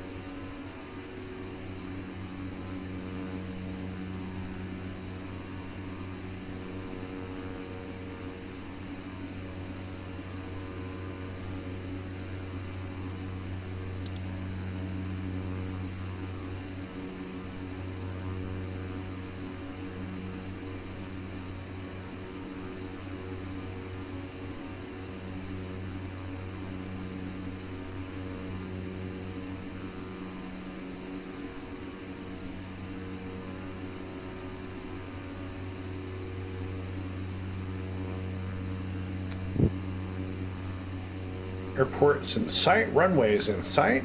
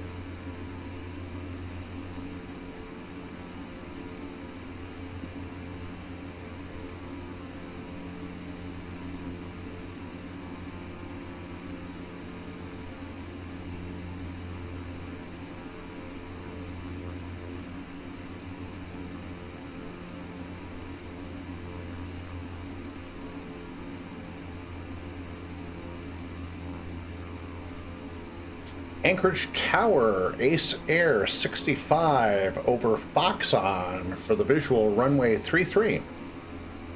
AER65, Anchorage Tower, low level wind shear reported by an arrival 747 on runway 33. Wind 340 at 1 tree, gust 2 tree, runway 33, clear to land. 33 clear to land for AER65. Gear coming down. And AER65, long landing on runway 23 is approved.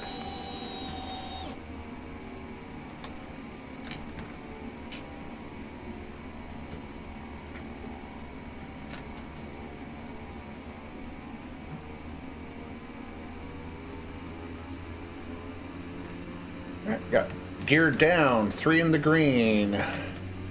Flaps full.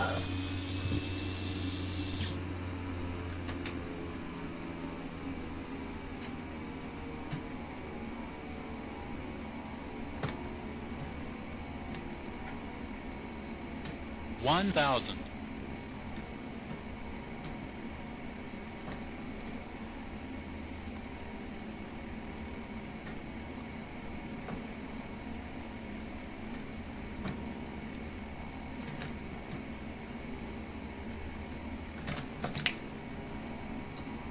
$500. $400.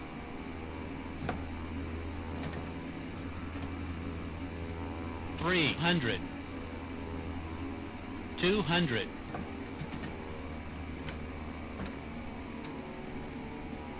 $100. Minimums 50, 40, 30, 20, 10.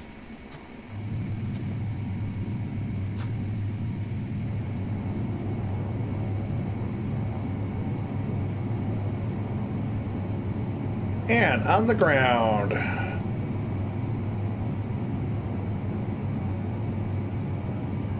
Butter landing as always. Thank you, sir.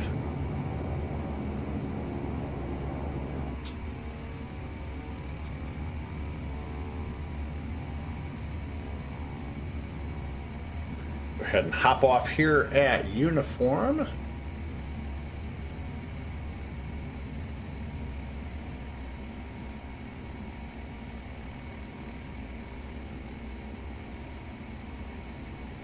AER65, walks to Anchorage, next right turn, uniform, North Air Park, via left turn, Romeo will see you. Left turn to parking via Romeo. Have a great one. Take care.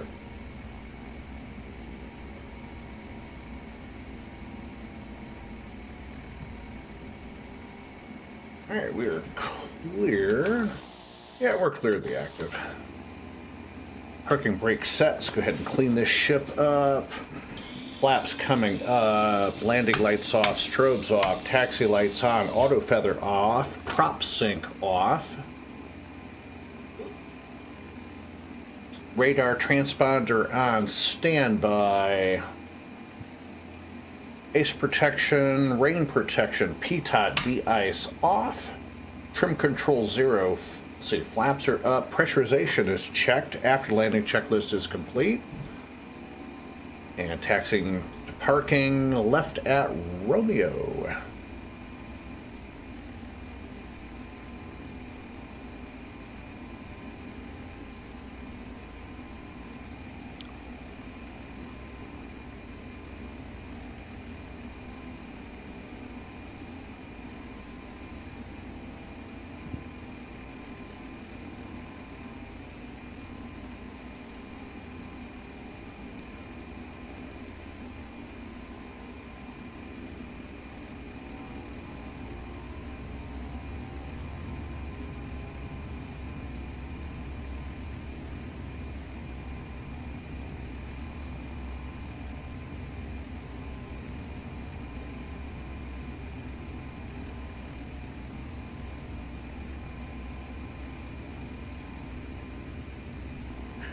Ladies and gentlemen, welcome to Anchorage, Alaska. Current local time, 21:48 Zulu.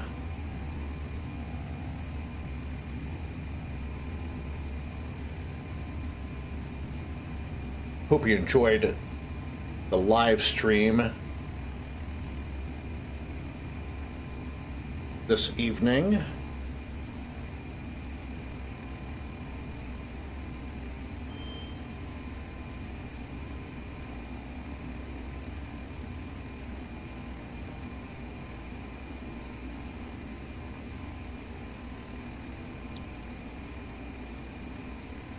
Big shout out to Nebulation and Frank and my wifey for dropping in on the live stream today.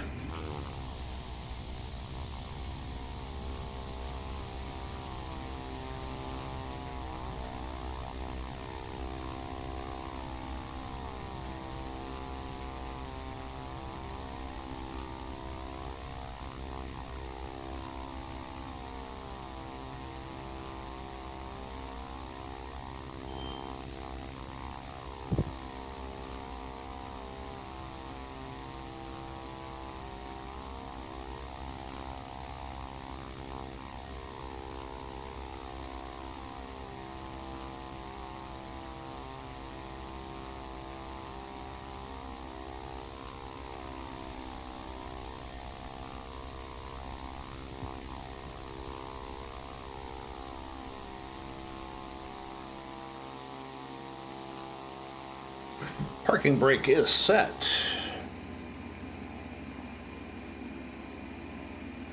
Shutdown checklist. Inverters off.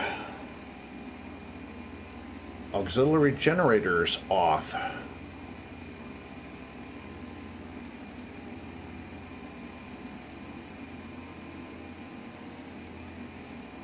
Fasten seat belt. No smoking signs are off.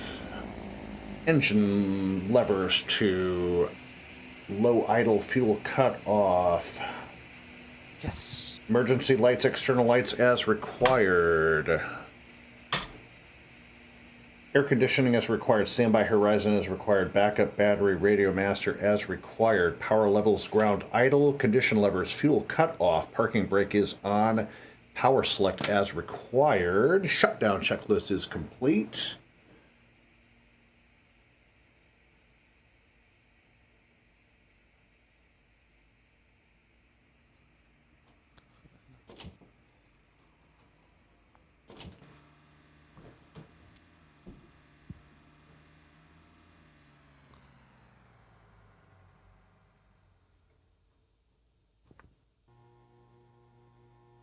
Passengers bus is coming.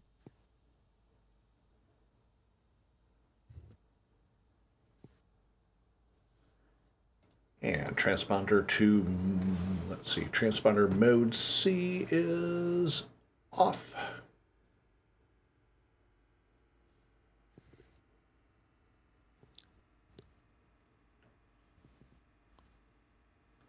And I've got to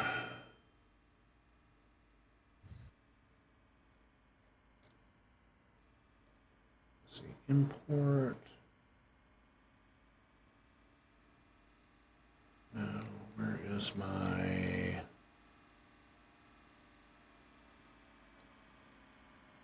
Let's see, where is my previous flight plan at?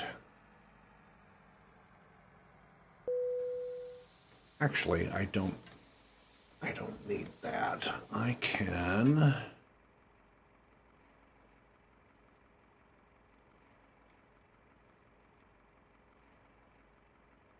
I can just look it up and copy my flight plan.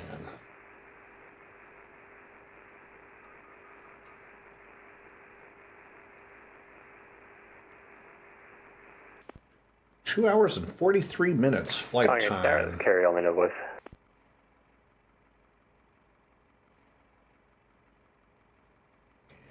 Let's see.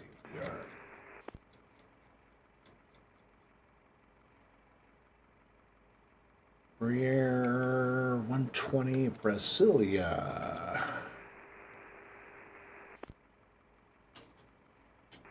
Still carry on the voice.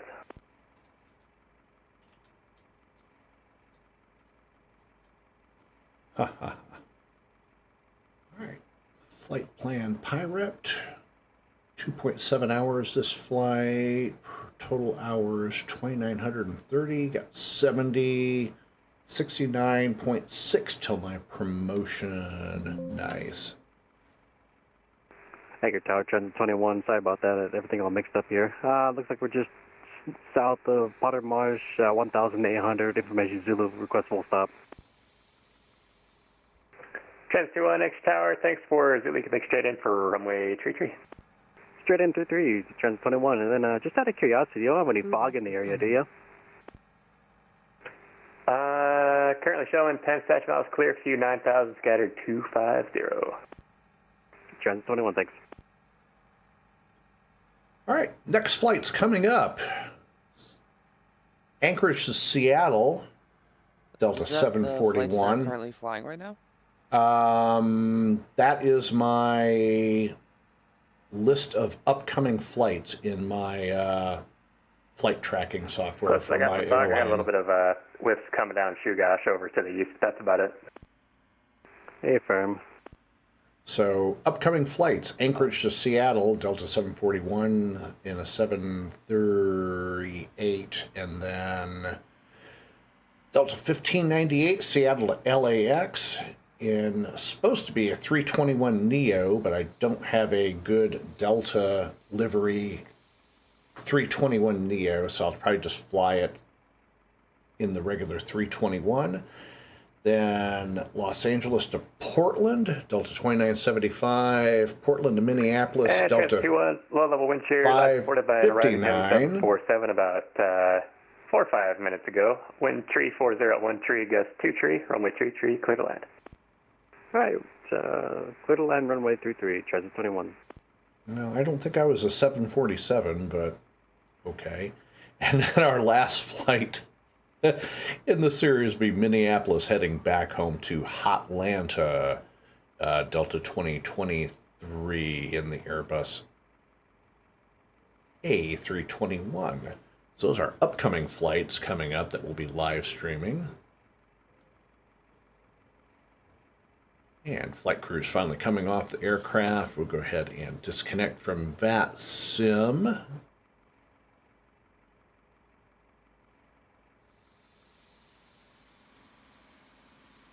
And flight crew and flight attendants have deboarded the aircraft, and they collide on the runway, on the tarmac. Good going.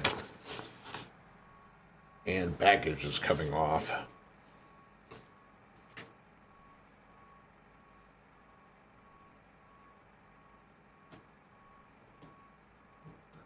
Let's watch him as he...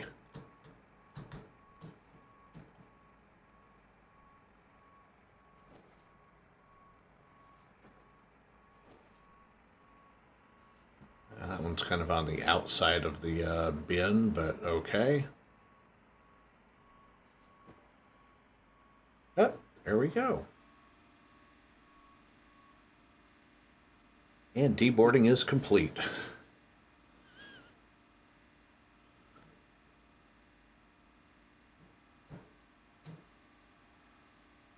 And with that, that will end tonight's live stream. Yes, that's funny sometimes like that. I know, absolutely.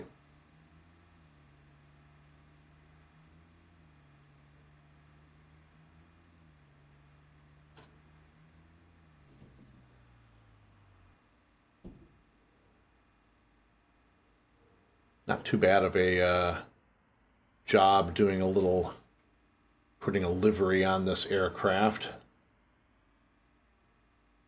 Literally took me 5 minutes to do in DTX bitmap. So with that, that is going to do it for tonight's live stream. Appreciate very much Frank, Nebulation, my wonderful wifey for dropping by and all saying hi and hanging out tonight. Next flight hopefully will be either tomorrow or Sunday, and that'll be Anchorage to Seattle. And with that, that will end the live stream. This is Michael with Skies Love Aviation Channel wishing you a good rest of your Friday night. Have a great weekend if I don't see you. Hit the like button on the video. Show your support by subscribing to the channel. And if you think somebody else might like to watch this video, share it with them. Greatly appreciated. Again, have a great evening. We'll see you guys on the next live stream. See ya!